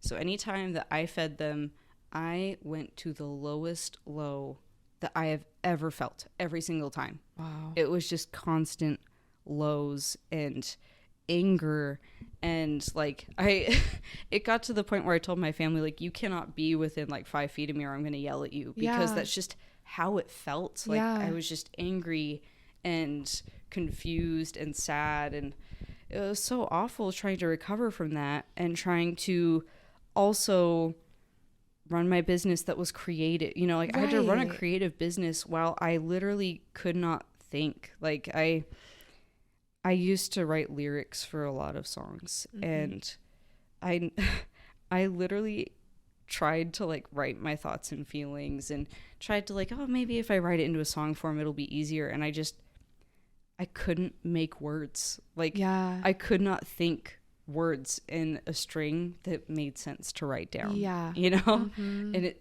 having kids totally affected my creativity and totally just like railroaded, you know, everything. Well, and it's something like you said. I feel like while you hear the mention of like postpartum depression, or like that you can have a difficult birth process, like it's not it is not understood by the masses. It like even recently, because I had a vaginal birth, completely different, however still very traumatic. Yes. Yeah. Everything. It is traumatic no matter what. Yeah, it is. Typically. It is. Right. Yes. and same, took me over a year to physically recover from that. And I remember saying, yeah, like I couldn't walk. Like, I don't know if like people like get that. Like I wanted to go walk in the store and you can't walk. Yeah. And then hearing in response, oh, well, so-and-so was up and walking the next day and taking care of XYZ and blah, blah, blah, blah. And you're like, that's great. I couldn't walk, and I did not feel good for over a year physically. Mentally, like 2 years, right? Like it's a long process. I had a VBAC with my second pregnancy and my third kid. And like, while... My C-section was traumatic. I could not lay down flat for 3 months after it because it hurt so badly. And there was so much that went into it, and it just made everything difficult. I couldn't walk. I couldn't go upstairs in a 2-story house that I lived in. Right. You know, and then after having my VBAC, I totally was like, this is amazing, you know? and while like I still was like, that was really hard and I'm exhausted, I was like, I don't feel like I'm dying actively. You know? Because like you know, with the C-section, you know, they cut through your abs. You know, so like I had that complete loss of muscle use. Like I could not use them. So I felt like my organs were falling out. And I happened to, with my C-section, have a spinal headache because of the spinal block that they used. And I was throwing up with a fresh C-section, and that totally destroyed a bunch of my recovery. Oh my gosh. And then with my VBAC, he came out in like 4 pushes. And I was like, wow, this is great. Like, I was up and walking hours later, and I was like, I feel amazing compared to last time, you know, because that's all I had to compare it to was I felt like I was dying. And then I was like, wow, I don't feel like I'm dying, so I must be fine. And I was that crazy person that I went to IKEA a week after my VBAC. See, you're the person they would have been telling me, well, Chloe was up and walking and going. Let me tell you, that was a mistake.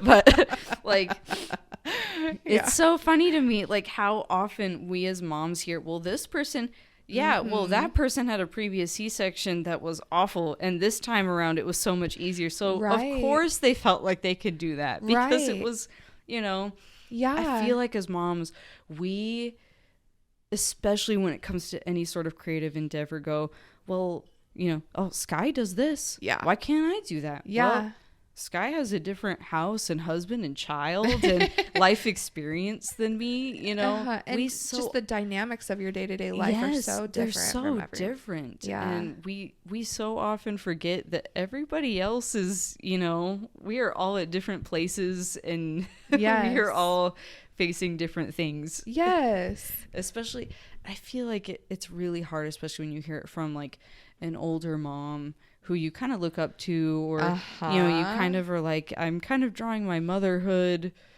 kind of like plan from you. And then hearing that from them is so devastating. It is. It is. I love everything you said. From what Ashley kind of said, with her kind of gaining inspiration from this, from, you know, pregnancy, I feel like even though like having to go through this like relearning of how to live, like facing the postpartum depression, facing the physical and mental load, I feel like still it gave some really beautiful opportunities when it came to living a creative life. And I feel like it's because since I had to relearn how to live and go about life in a completely different way, that opens up doors for me to do things differently and not be forced to look at life the same way. And that takes creativity to do, right? Mm-hmm. To be able to open up your eyes to, I can't live this way anymore. Now I got to live this way. Okay. In order to think of how to do that requires creativity. So I feel like from that experience of going from work, school, work all the way through pregnancy, have the baby, boom, like life explodes. I feel like it was like, okay, it kind of opened my eyes to, I have to do art like again, like I have to have this be a part of my everyday because it's like survival, like in a way. And being able to see that for what it was of, no, I need this. Like, this is a need for me especially in order to get through this, but it really was always a need. And so I feel like for me, I actually started to do more art again after having a baby than I was doing before when I was just working. I mean, I was still doing it, but it became, like I said, more necessary for me. And the importance of art and creativity in my life was amplified to me. It became like a life source for me and something that I somehow had to find a way to do throughout that process personally. So, and I feel like that's sort of fascinating because the act of physically creating a person ignited this increased need to create on a daily basis in order to keep myself alive and feeling alive, not just alive, like, because there's dark moments in that way, but to feel like a person, to feel alive, right? And I feel like that's something that's just really beautiful. Like with the birth of my daughter came in a way like a rebirth of myself. And so that experience of going through that sort of shone a light on the fact that there were parts of me that were dead or had been like dying throughout becoming an adult and learning all these things and trying so hard and doing the school and doing the jobs and everything.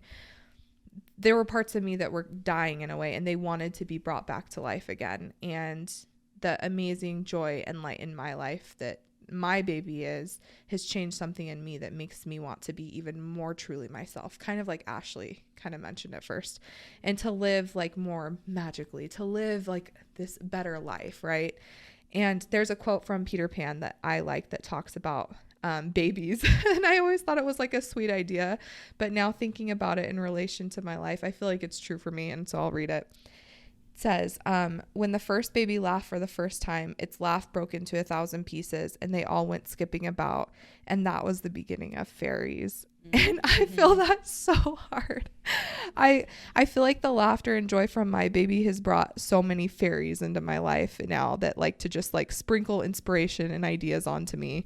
And I have this increased desire to just grab onto those gifts from those fairies.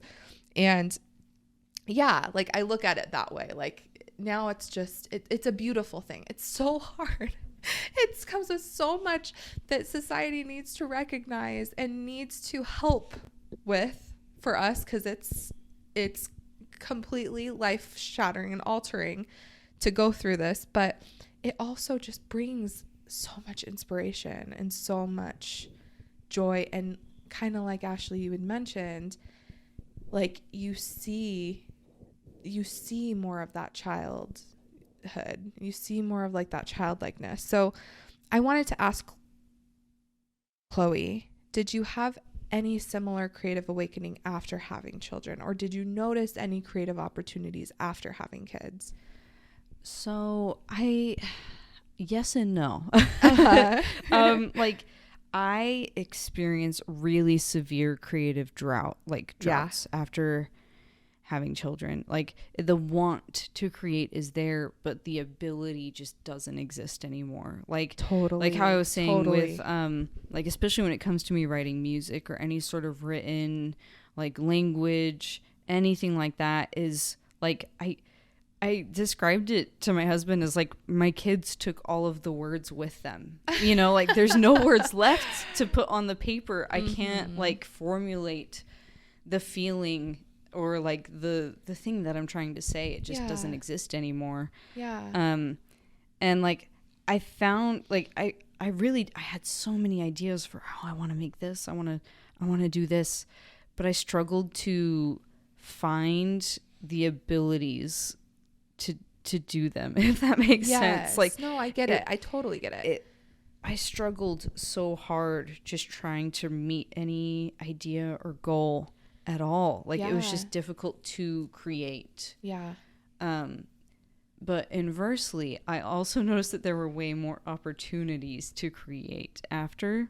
Yeah. Like, and I mean that more in like becoming a mother really encouraged me and I feel like forced me to make more friends. Like at this point in time, I have more friends than I've ever had in my entire life. Same.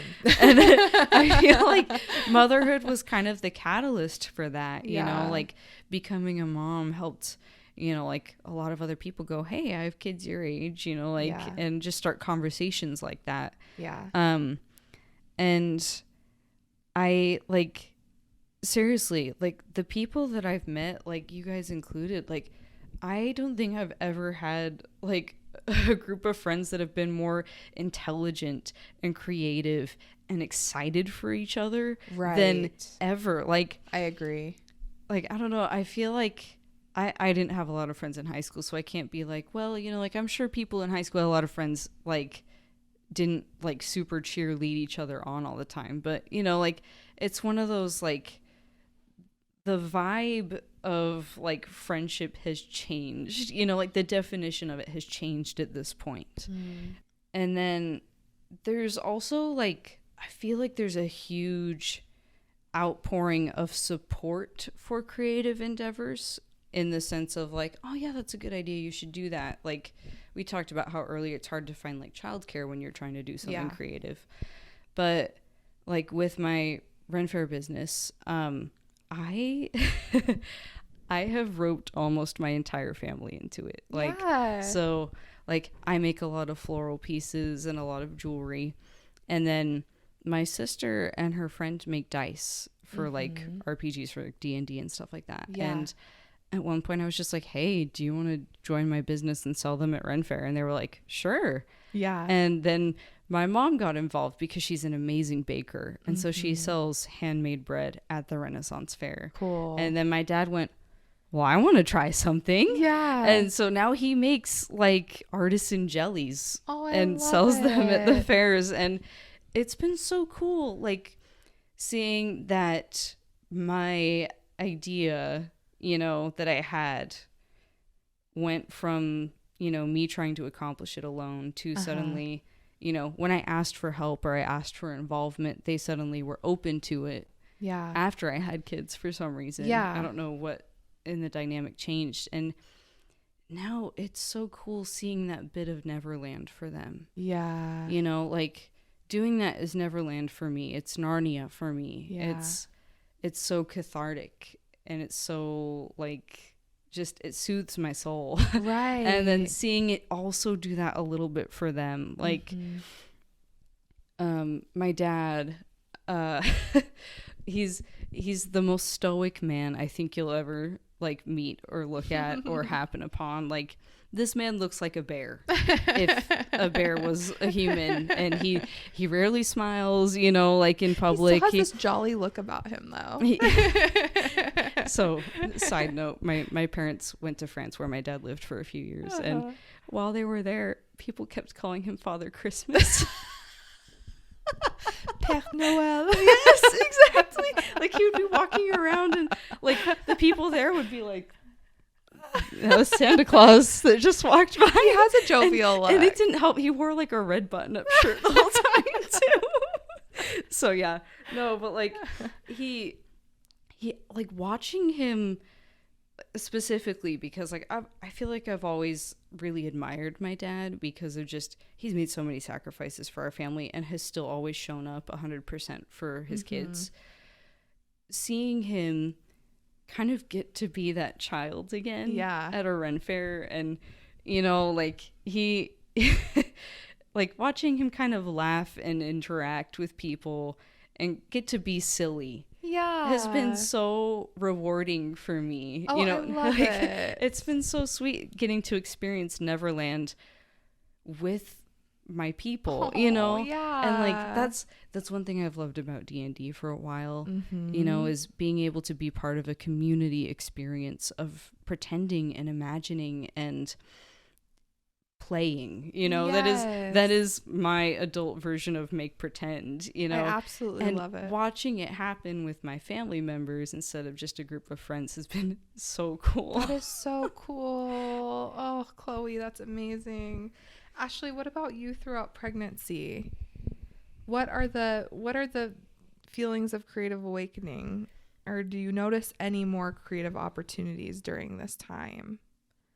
I was thinking while we were all talking that having a child or being pregnant, like, you are creating. You like, are creating in a very active child. way. Yes, every moment of the day. And when it's kind of funny because we talked about how, you know, when you have a child, they're not having time to create, but you're creating moments and memories and That's beautiful. things that you don't really realize that are so lasting. So I think we undervalue or undersell motherhood in that way too, because maybe we don't have time for anything else because that is the greatest thing we're creating at the time. You know, so I think that's also important thought that I was having. But I definitely think when it comes to photography, something that I love about it is it's all about time capsuling moments and feelings.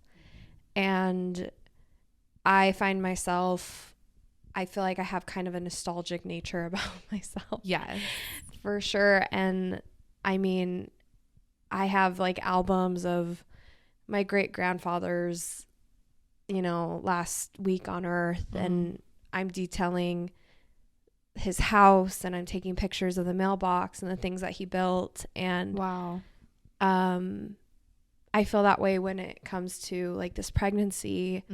I'm so excited to take pictures of my body, even though it's hard to know your body when you're creating something, the change of your body. But there's, I guess, the romanticizing that photography does for me, in the sense that you're looking through a lens and you're creating something that you see that maybe somebody else doesn't see. And I feel that way a lot with this pregnancy, is that with like my photography, I'm able to encapsulate this time in a way that is so precious. Like, I feel a moment, I look at a picture and I feel the way that I remember the way that I'm feeling in a certain moment. And so I think that that's what pregnancy has done for me. And I really like that perspective. I think that's really beautiful that you're able to take like,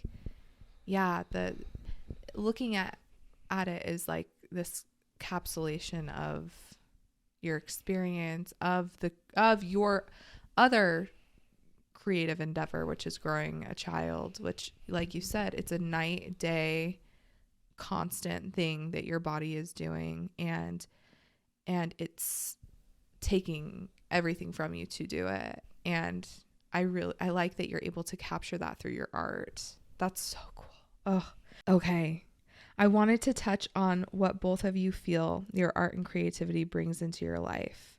For me, like I've kind of mentioned, it's something transcendent. When I can tune into my creativity and just start making things, I feel like I am transported in a way, and I can catch a glimpse of something beautiful and better than this world. It's like getting to catch a glimpse of heaven, or like Neverland, like we've been talking about. You just get this taste of like divinity for a moment. And I feel like after coming out of that sort of transcendence, it's like I've conquered like that grown up cynic within that's always trying to like take over, you know? And it reminds me of another quote from Peter Pan that talks about how every time you breathe in Neverland, a grown up somewhere dies. It's in the book. And I read that and I was like, what? And then it talked about how like, Peter and like the Lost Boys, I think they'll just sometimes be like, like breathing. They're like killing off the grown-ups somewhere. And that's so funny, but it reminds it, like, for me, every time I breathe in that glimpse of Neverland, like through creating that I get, it's like a piece of the grown-up inside me dies. Like, it's just refreshing and freeing on so many levels. So I want to know from you guys, what does your art and creativity do for you in your life? What does it give you? That's what it gives me. I definitely believe that it gives me an identity. And it also is very therapeutic. Every time I engage in anything artistic, it doesn't matter if it's something like photography or something I'm terrible at, like crocheting, or Yeah, I think anytime I'm engaging in creativity, it's therapeutic to my mind. It also helps me work through insecurities, because I feel it's like when you're serving, you feel like you're adding to the world, and you're adding to yourself. And more than anything, the one thing that stood out to me was that it really helps my relationship with God. And I wrote that you can't create without wondering about the great creator.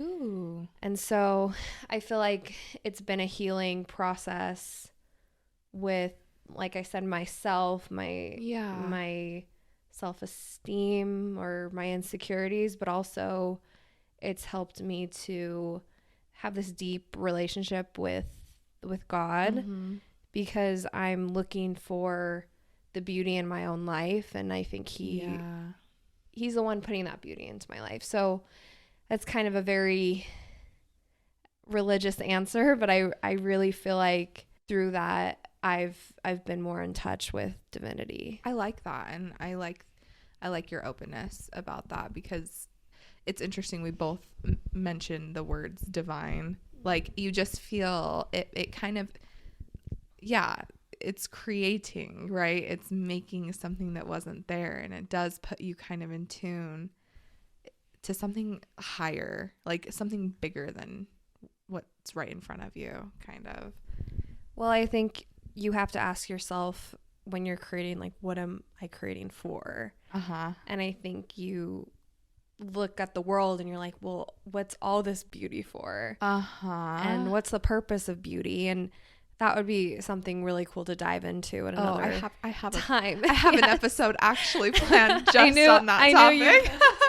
I knew you probably did. So, but anyway, I think art is creating beauty, and beauty is creating truth, and truth is where God dwells. And so I think it's something that just, it helps with that divinity inside of you, and it's healing to the soul. Well, and I like, like, what is all the beauty here for? Like, it kind of takes you out of that mindset of to make money, to make, it's like, or like, I saw this, flower, I saw this like beautiful moment, and I just enjoyed it, like, it puts you into that.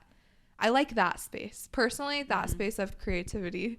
is where I want to live. That's where a lot of people, and you were someone who invited me into looking at the Psalms of David differently, or Psalms of Solomon.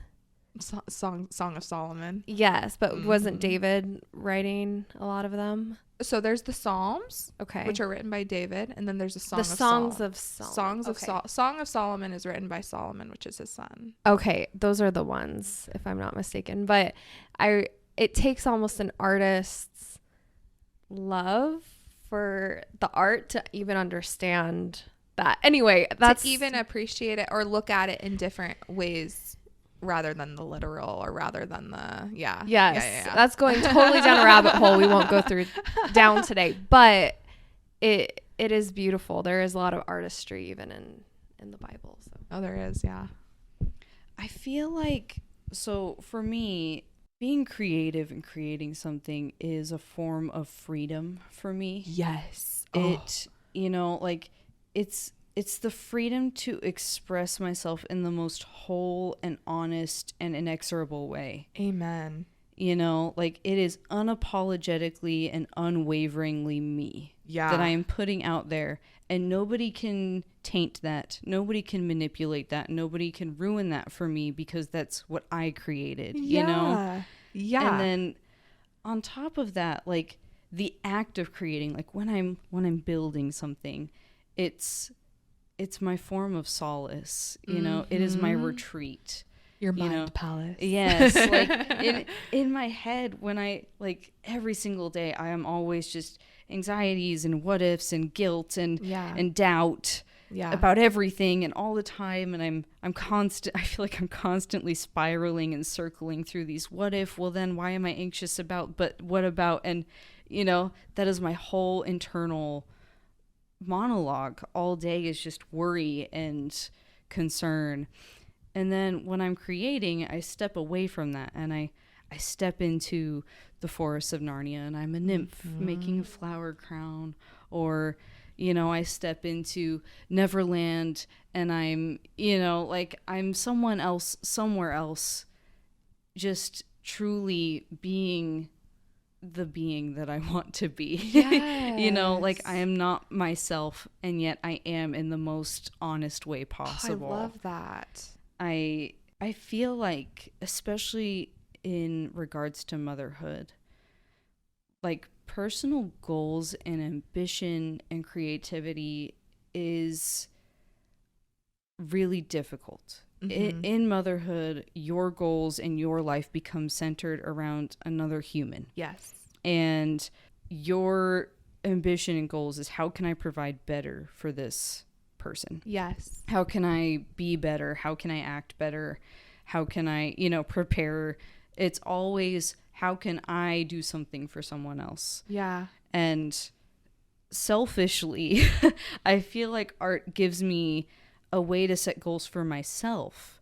And it sounds really selfish, but I'm a very strong believer in you can't pour from an empty cup. You can't. It's not selfish. And it's not. Like taking that moment to just retreat and try and find a little peace and be that nymph, be the fairy that's sewing, clothes out of petals, or, whatever I'm doing.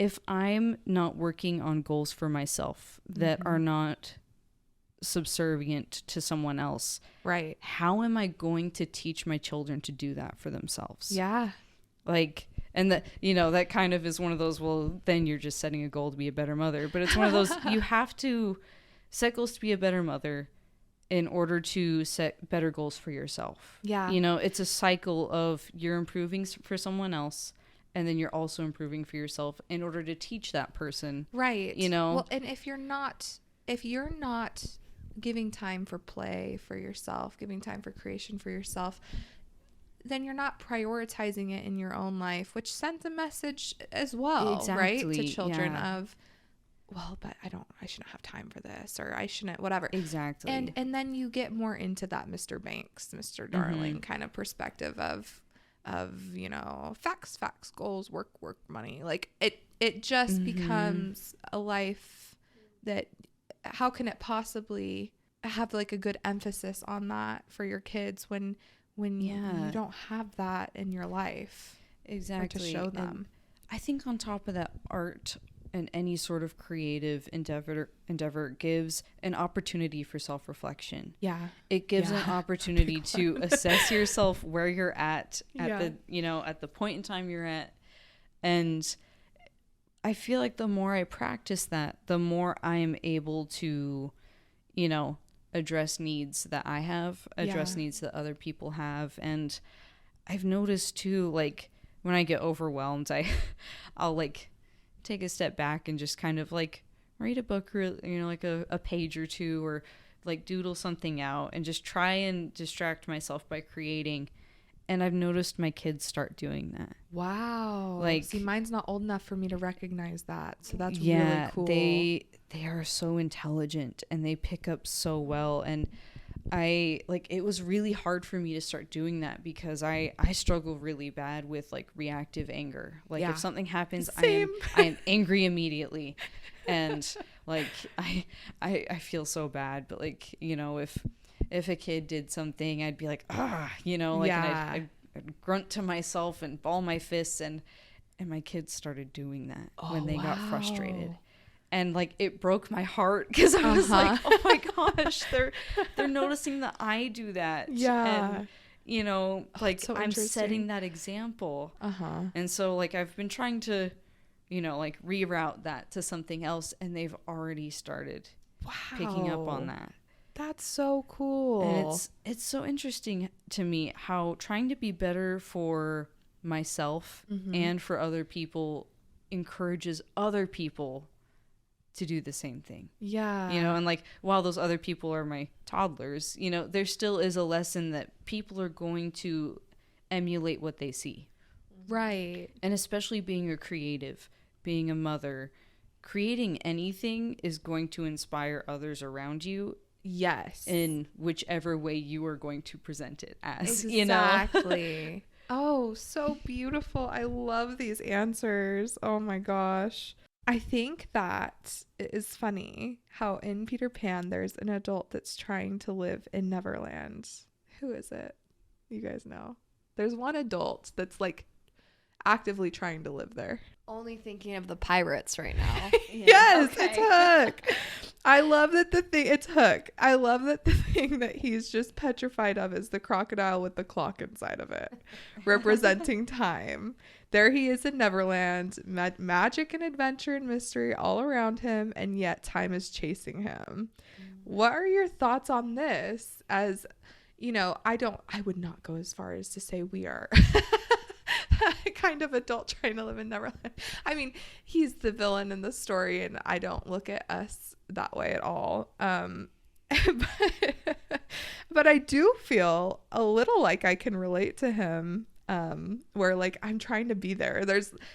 This world is full of so much. Our artistic moments and creative endeavors are full of so much of this magic, but yet I do sometimes feel like time is chasing me. And I was just wondering if you guys had any thoughts on this and if you could relate at all in terms of the life you're living right now. Well, so with the Peter Pan kind of symbology here, what's fascinating to me most about that symbology there is that Captain Hook is a character of the father. He looks the same. Yeah. He, you know, like the same voice. You're you right. know, I forgot in the live about action that. one, it's the same actor and he's You're amazing. so right. But it's literally what it is, you know, we see at the beginning, the mom believes that Peter Pan is the embodiment of the spirit of youth. Yes. And Captain Hook is actively hunting the spirit of youth, which is the father saying it's time to grow up. It's time to stop being, you know, playing these silly games, you know, stuff like that. And, you know, like it's really kind of mirroring Peter Pan is there and he's always going to be there. Yeah. But there's, you know, like that adult trying to be in Neverland, but not of Neverland. Right. Is also always going to be there trying to stop that. Oh, so true. I feel like, especially as an adult, you know, that's trying to be of Neverland while also having my feet on the ground, you know, it's so hard trying to find the time and feel like I'm being productive with that time. Like, I often feel like I don't have time for anything, or I've wasted all my time. You know, like it's either I don't have any or I have a lot and I've done nothing with it. Yeah. And like I also hate the phrase make time. Mm-hmm. You know, like I feel like so often when we're like, I don't have time to do this thing that I want to do. And so many times another person will be like, well, you got to make time. Yeah. Stop. Like, I that's actually impossible for me. Yes, that is literally impossible. And, you know, like I understand that it's supposed to be, you know, like you need to create a schedule that allows for that. You know, that's the nuance behind it. Yeah. But I feel like a lot of people forget that, especially talking to parents, you know, children take up a lot of time. Yeah. You know, even if they, you know, like, even with well-behaved children that aren't in trouble all the time, you still have to supervise and interact with them to ensure their safety and well-being. Yeah. I feel like telling a parent to make time is kind of like it's kind of a half-baked, dismissive response. You're right. To make people, I feel like it's there to make people feel bad for not prioritizing their wants over other needs and wants. You know? It's not. It is dismissive. It's dismissive. Yeah. It's not helpful. And I feel like it's very much putting the guilt and the shame and the blame on the person for even wanting to do something. You're so right. And not putting the most amount of work ever into making sure it happens. Yeah. When yeah. life happens, man. Yeah. Like, you know, the amount of times that I have had a plan for my day and then none of it happened. Just because, you know, kids happen, family happens, you know, like there are so many things going on all the time. And it's like your family is like this little society within itself, which in that society within itself is not talked about within society. So it's like not understood that like, I'm operating in like a different sphere here. Yes. Right? Like this is there's so much more going on. Yes. Ashley, what about you? Is there something, or do you ever feel petrified by time in your life, especially when it comes to being an artist? And how do you fight against that? So I don't necessarily struggle with time right now. I think I have an excess of it, just it being me and my husband. So I'm sure I'll relate soon. I don't know if I'm looking forward to that, but I was thinking in regards to photography that it's not necessarily feeling like time is being lost, but it's more comparing my time with other people's time and the guilt of perhaps not using it wisely. Okay. I also feel that it's very easy to, I think whatever age you start something, like I'm in my late 20s starting photography, I will see lots of 20, 22 Totally. That's a big young thing. people, even teenagers that are into photography and they're way better than I am. Right. And so that's something that I have a struggle with, or even, well, they're younger, they get more of the style or trying to keep up with the trends as I'm getting older. Yeah. And as you get older, sometimes you get stuck maybe in a trend or whatever. And so I think that's why I've been really trying to emphasize just finding my own individual style, not trying to flow with the trends. Yeah. Because that's a huge thing, I'm sure, with any art form, but especially in photography is, well, what are people paying for? What are people wanting to have in a photographer? Yes. And so just basically having your own individual stamp and being confident in that and taking the time to develop that. Yeah. So anyway, that's kind of me. I don't necessarily feel that my time's being wasted or that time is being taken from me, but I do, in a sense, starting something a little bit older, wonder, oh, well, how good of this thing am I going to get if I'm starting it now? I can relate to that. I can relate to that a lot. I mean, with any kind of art, I think it really does relate. And with feeling like, okay, now I'm aging out of X, or now I'm too old to start X. Or even, I mean, my husband's an artist, and he'll often feel like kind of what you said, there's so many people younger than me that are getting some of these jobs that I really want. Like, what am I, is this something I shouldn't be doing? Is this timing out? And that totally is that like crocodile chasing you with the clock of like, no, it's never too late. Yeah, it's one of those, like, my husband and I are in our late 20s, and we're just getting through college, you know, which, you know, like, in my experience, I feel like most people were done with it by, like, you know, like early 20s, you know, so we feel like we're like a step late in the game, you know, we're just getting out of college and starting careers. It's so hard trying to be like, well, I'm starting this new endeavor, and everybody kind of goes, aren't you too old for that? Like, especially like for me, with like my art being tied a lot to D&D, which is seen as kind of a kid type hobby. People are, Renaissance fair is kind of silly and childish, you know, where, you know, like it's always that way with any art. Exactly. It's always that way with any creative. And then on top of that too, like I want to be that person that runs around in cute frilly dresses. I know. You know, like I love like expressing myself through what I wear and, you know, how I look. And it's just not really widely acceptable to be a late 20-year-old, almost 30-year-old running around in cute dresses and heels. There's that, you know? and it's also hard, like as a mom, where you're like, my body isn't like is changed too, and now like how do I even relate to myself in my mind? Really, like in relation to my physical. Like, it's a lot. Like, there's so many things. Well, it's funny when you start feeling more like the stepmom in Cinderella than Cinderella. But you're like, no, I'm still Cinderella.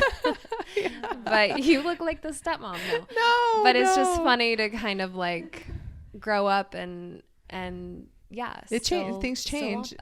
Things change, but your internal, how you feel and how you want to express yourself might not change, and just figuring out what that looks like for you. I wanted to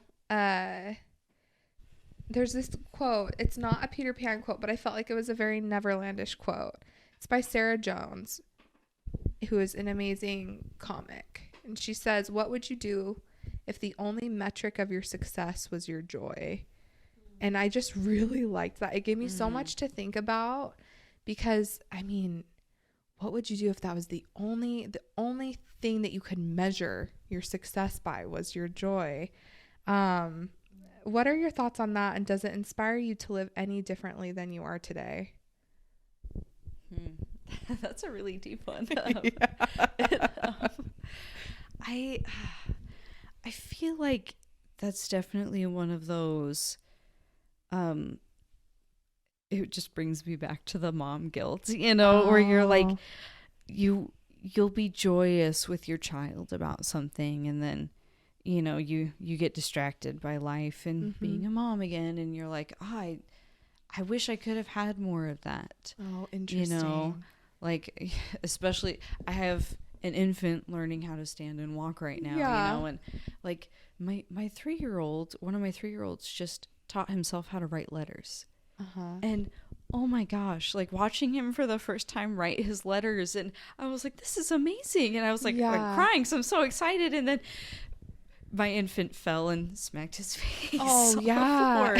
And it, you know, like, it's not like I'm mad at my baby for falling over, but it's one of those, I wish I could have enjoyed that moment more. And then, you know, like finding a way to be unapologetically joyous in what you want to do. Like, I can't tell you how many times, like, being a small business owner, I have to take everything seriously, and I can't have any fun, and I, you know, like, I have to make sure everything works and be. It's like that's the measure of like honor, or the medal of honor sometimes, of like how successful you are is how much pain you're in, how serious and how tortured you are, and like how tired you are. And like, let me tell you, like, being a creative at all means you're going to experience joy in your work. Yeah. But where I really experience the most joy is the people I get to interact with my art. You know, like I sell pieces that people wear. And so watching people, I cannot tell you the amount of times I have watched people fall in love with themselves. Oh. And it almost makes me cry every time, Yeah. because watching someone walk into a booth that, you know, like I won't say like I'm amazing at reading people, but you know, you watch people walk in and they're shy and they're not so sure of themselves and what to do and if they can touch anything. And, yeah. you know, watching them put on a necklace that I've made, or watching them put on a flower crown and looking in the mirror and going, whoa, is so incredible. Like the joy that I get from watching other people experience joy is so amazing in this line of work. And like with my sister, she makes dice for, you know, like RPGs, and there's kind of a culture within that community where you get like a new set of dice for each character that match that character. Yes. Kind of get, you know, like they give it a little bit of life and connection. And watching people walk in and go, ooh, you know, like that looks cool. Or, you know, kind of, we call it crow brain, you know, where people go, ooh, that's shiny. Ooh, that's pretty. Ooh, I like that one. You know, and just watching the little pieces of joy that people can find when they're allowed to find it is it's so rewarding and joyous to me. I love that. What about you, Ashley?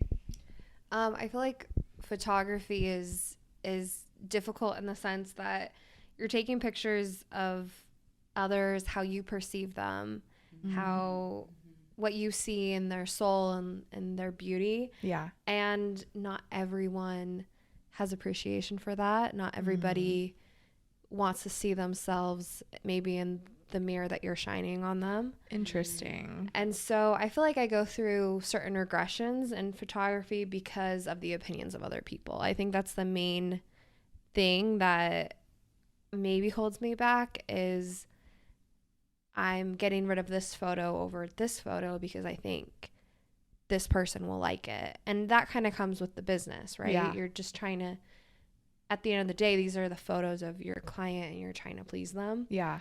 But there's actually a really funny episode of The Crown, if you guys are familiar with it. But it's the painter who paints Winston Churchill. And Winston Churchill is very old at the time. And the portrait of him is very reflecting of what he looks like at that time, which is a little like old man. But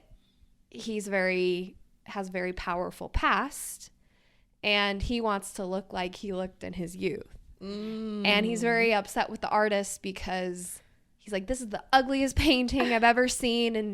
And in real life, I think his wife ends up burning it. Oh my gosh. Because Winston Churchill hated that painting. Wow. I think after his death, his wife like burned it. Wow. Because he hated it. I don't remember the exact story, but I know it ended up getting burnt. And so long story short, I think I loved that you said if the only metric of our success was our joy, for me, that would mean foregoing all the opinions of other people. And which seems to be my major stumbling block when I am creating is that. And I think there's a good balance with photography in that sense. Totally. But I think if I kind of let go a little bit more of that, I would take more creative liberties. I really like using different lenses and doing more artistic kind of shots. Yeah. But I'm always wondering if the person I'm taking the pictures of even wants that. Interesting. So I also have to really learn my client and know. One time I delivered a gallery full of black and whites and they wanted them all in color. Yeah. Where for me, a photographer once gave me just black and whites, and I just respected that decision because they were so moody and beautiful and everything. So I think it's just maybe like knowing your client, obviously, when you're creating for someone, but also not letting that necessarily interfere with your creativity. Oh my gosh, I love this so much. I want to and I think that did I ask you guys to pick a quote you loved? Okay. We're going to end with your guys' quotes, and I wanted to hear what you guys picked out. What quotes from Peter Pan, the book or the movie, whichever rendition, speak to you and why? So I will say, and I've had this conversation with Sky, I think the superior rendition of Peter Pan is the movie Hook. So good. I think it gives so much more character to Peter Pan, and if those who aren't familiar with it, it's basically Peter Pan grows up and his kids get kidnapped by Captain Hook, and he has to go back to Neverland to save them. Yeah. And he has forgotten who he is. He's forgotten that he was Peter Pan. He can't fly. He can't crow. He can't do anything. Yeah. So what I really love, and I'm not actually familiar if it says this in the book, Peter Pan. I know Peter Pan says to die would be an awfully great adventure. Yes. But in Hook, he also says that. But in the end, when he saves his kids and leaves Neverland, he says to live would be an awfully great adventure. And awfully big adventure. And I think it kind of just summarizes how I felt talking today with you guys, is that just like in that story of Peter Pan, he lost his child within him. Yeah. And he found it back in Neverland. And I think it was kind of momentous that he said to live would be an awfully great adventure, because he hadn't been living a great adventure. Right. He had been living, in a way, he'd been living to die. Yes. And so he also found that within his children.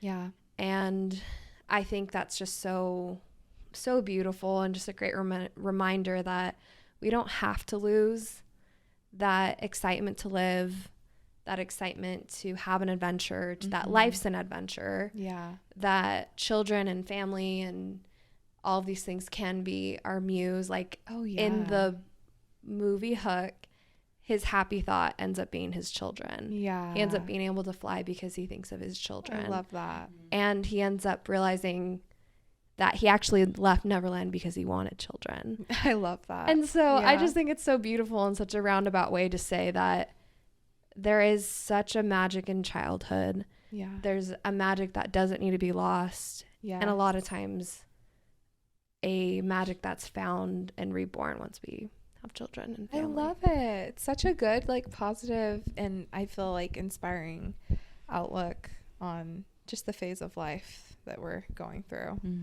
Sounds really sweet. Mine comes from the Disney movie, and it's it's within like the first 2 minutes of the movie, and it's during the credits, and they have they're singing "The Second Star to the Right," and the first lyrics of the song are, "The second star to the right shines in the night for you, to tell you that the dreams you plan really can come true." And that really struck me, because I feel like we hear the quote, "A dream isn't a goal until you write it down." Oh. Like I've heard that so many times, and I'm like, oh, I guess, but like looking at it as, the dreams that you plan, like you don't have to be so meticulously serious about, I'm planning to do this exactly, and this is how I'm going to do it, and this is my time, like just knowing that you have that ability to think of something, anything, and you can make it happen. Like I did not, if you asked me 5 even years ago if I thought I would be running a Renaissance fair business, I'd be like, you're insane, that's crazy. I've thought about it before, but how? Like, that makes no sense. And like, it never really was I'm gonna write this down and execute my plan step by step. It was there's kind of magic and wonder in figuring out how to end up there. Like, it's so cheesy. There's joy in the journey, but there is knowing that you have a dream and that it's possible. Yeah. I feel makes life so much more magical. It does. Like right now we're working on prototyping a lot of new products right now, and they're kind of like long-standing dreams that I've had to make, and seeing them slowly come to life is I feel almost more joyous than just getting it right the first time. Yeah. Or like it's so fun being able to be part of a creative process and not just making something and being done. Yeah. There is that wonder in the world that's possible. We're allowed to dream and we're allowed to achieve it, like Yeah. it's possible to be a circus performer. It's possible to be a fairy, Yeah.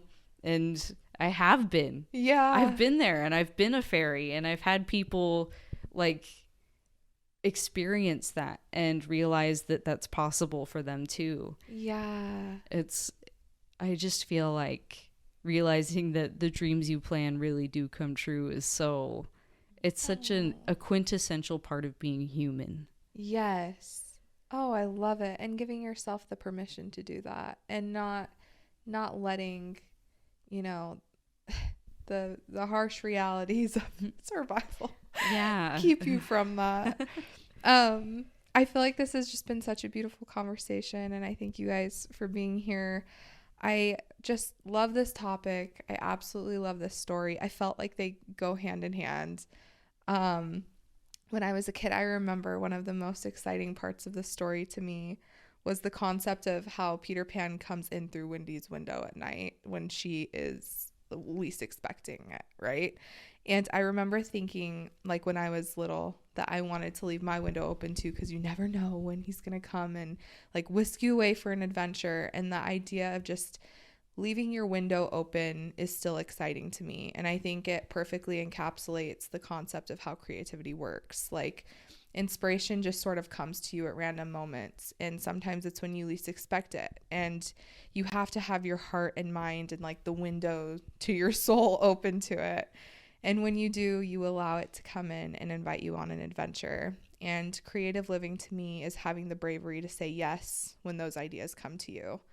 And I think that it's only in that bravery of saying yes that the magic can start to happen, and you can learn how to fly and see the mermaids and run from pirates. And there doesn't have to be a big end goal to it, which we sometimes place on ourselves when it comes to making art. And I think that the beauty of it can truly be found in just living out the adventure of creating something. I mean, like, thinking of it from the concept of the book, like, yes, Wendy gets to fly to Neverland and have this grand old time, but she does have to come back afterward, and she does have to live and do the ordinary day-to-day things. And there's no like worldly souvenir of, hey, look, I went to Neverland and had this like magical time, and guess what else I brought back? Like all this pirate treasure, and now I'm rich and famous. Like, I mean, maybe there's a version of that story out there where that happens, but typically the story is that Wendy gets to go to Neverland and enjoy it, and then come back and leave her window open so she can hopefully be invited out again for a magical time. And I just love that concept of looking at artistic inspiration in the same way, not expecting any really gain or notoriety from taking part in it all the time, but simply just enjoying the adventure of living it and making the thing. My quote that I really liked is from the book, I believe. And it's, Wendy, Wendy, when you're sleeping in your silly bed, you might be flying about with me, saying funny things to the stars. And I just like that. I just, that leaving that window open, we can be doing these silly things. We can be doing and creating things that don't have to mean anything at all. And sometimes they will, though. And it just is the magic of it. We don't know, but it's worth it, and it's beautiful. And I just thank you guys so much for coming and talking with me. It means so much to have you guys here and to get all of your magical thoughts and ideas. And you both inspire me and make me want to be a better person. And I thank everyone who listened to our episode today. I hope that you will all go forward into your creative life with a refreshed sense of youthful adventure, no matter how old you are or where you are at in life. If you love to make things, you're an artist, and no one needs to qualify you to be so. No university or professional gets to decide that for you. So I hope that you'll leave the window open to your soul tonight and let the fairies sprinkle some ideas and inspiration on you. and take you on an adventure that only you can say yes to. Love you guys. Bye. Bye.